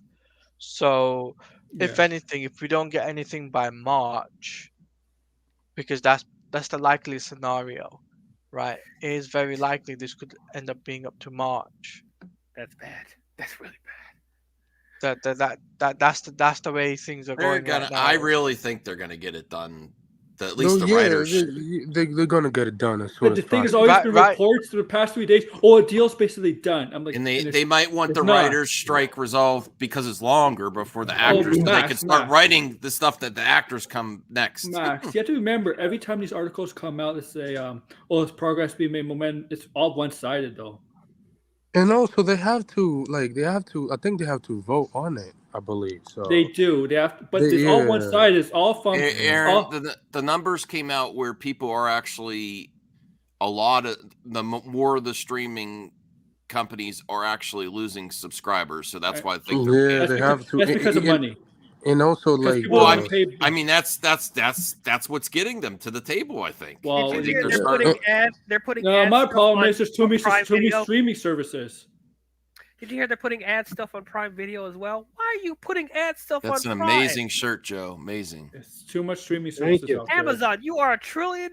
You are a $1 billion company. Yes, why Disney Plus, Apple, Netflix, HBO Max, Paramount, a bunch of others. You know how much money that is?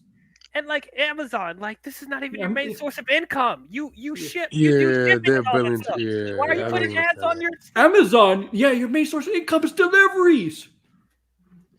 Bro, so like they make so You don't much even money. have that much content other than The Boys and Invincible and a couple of movies that And the not a spin-off lot of that's people coming watch. out this month. Cobra Kai. Oh, as I don't well. know. They got a lot on Cobra Amazon. Kai's on Netflix. It's on Netflix, yeah, Netflix. Yeah. Oh, and they don't even. Well, they have the Spider-Man It's like spin-offs. Amazon CEO Jeff Bezos or whatever, and the Apple CEO, they're not even at the meetings. It's like That's Netflix, interesting. Disney. It's like who? Apple definitely has no reason to do ad stuff. They are a $1 trillion company. They No, do not. yeah, No, that's Apple the doesn't. CEO's not even at the meeting. The CEO of They're Apple's not not even at the because meetings. they're gonna get this. He doesn't. Bro, they literally announced. They literally got the new phone came out Iger's today. gonna sell Disney to Apple. Yeah, That's you just got a competitive. comment. What's the comment? Oh, oh yeah, I watched John Campea earlier today, so I'm kind Yeah. of his topics, but I thought they were interesting topics. And like they have like this writer strike. They've been talking for 3 days straight. The main progress, at least they're all the CEO. No, So, we I ain't mean- doing mailbag. This is my show. Max should do mailbag. I'll do I- mailbag later, CGH. Yeah, if he wants to do mailbag, he can. I'm I don't annoyed know. with do it on another myself. stream. I'm annoyed Yeah, with myself. I can't blame anyone but myself. It's my fault, but can't be a spoiled Expendables 4. Oh yeah, I He saw hated that. it. He hated But it. he warned. I'm I'm gonna gonna react to that. I I could don't have know. turned it off. Yeah. I could have Max, turned you it saw off, it, but I didn't kept you? watching. I saw the thumbnail and I was like, I gotta react I to this. think now. I think you, I think he's DL, being really I think, hyperbolic. No, Max, I it's think not you, first. DL, and Joe should do a review on Expendables 4. I Well, I'm do not looking want to forward- see My I'm initial, looking forward my to initial seeing it, but thoughts I are haven't gotten Campy to is it yet. full of it and wants views off that because he's just being like the hate ragers. It's not the worst Did thing you I've hear he ever got seen. scammed? Did you hear about the scam going on with Yeah, from the Campia, Harloff, ads. and all those people? Did you hear Yeah, about that? with the ad Yeah, stuff, the ad yeah. scam. I don't know. That's Well, I He's don't- owned I don't- 100,000. I don't grand. think it was so much a scam as the company went bankrupt and just didn't pay Oh, him. But it's still not cool. No. He- not cool. Not cool. 100 grand per his own. He's not getting that money. We know that. And then Nobody's there's other getting people that. that lost more than that. Like Yeah. you said, like some of them lost 300 million, some of them lost 1 million, 300,000. Wow. I'm sorry, and then some of them lost 1 million. So it's like, yeah, bro, be careful. You're not, Yeah. I'm sorry, That's- people. You're not going to see that money again. You can sue him, but you're not getting anything. Like, there's no. Unfortunately, yeah. But that's all I have. I was going to bring up other topics, but we're already 2 hours in, so we could probably save that for another time. But appreciate you guys watching tonight. Be hosting MME. Hope you guys enjoyed this. If you do, please leave a like and subscribe if you haven't already. And please go and subscribe to my channel. I'm DL. I talk about movies and shows and everything in nerdy geek culture. I might try this hosting stuff more often. This is Yeah. fun. I might try sleeping more. Come here, Kelly. Oh my gosh! You Cal, already did you slept do a enough. good man. job? You're trying to Hey, ruin Callie. this. You got a thumbs up from me, DL. Thank Stop you. barking. Thank you. Thank you. All right then. I She's don't know. adorable. She's adorable. Full screen her. Let's see. Let's get a good look at her. Let's full screen her. She's like, what the hell is going Breath on? smells horrible. Oh, breath- she's hey, gonna Kel- leave. She's gonna leave, isn't she? Kelly, your breath smells Oh, look horrible. at her. She's Aw. adorable. All right. Oh, and then she's gone. All right, everybody. She keeps guard at Blockbuster. She He's would got eat- to block. Keeps she guarding will eat Blockbuster. my tapes if this was real Blockbuster. Oh my gosh. So on that note, everybody, we're Yes. out. Everybody, have a bye. good night, and we will see you next time. Wait, we can't stop till I'm done with my beer. Oh my gosh, man! Oh I my- heard it. Come on, let's see if you can. Oh Make my it- god, Get yourself damn! drunk before you Chug, go to chug, bed. chug, Whoa. chug, chug, chug, chug, chug, chug. Hey! Wow, finish it. Awesome. On that note, Excelsior. See y'all later.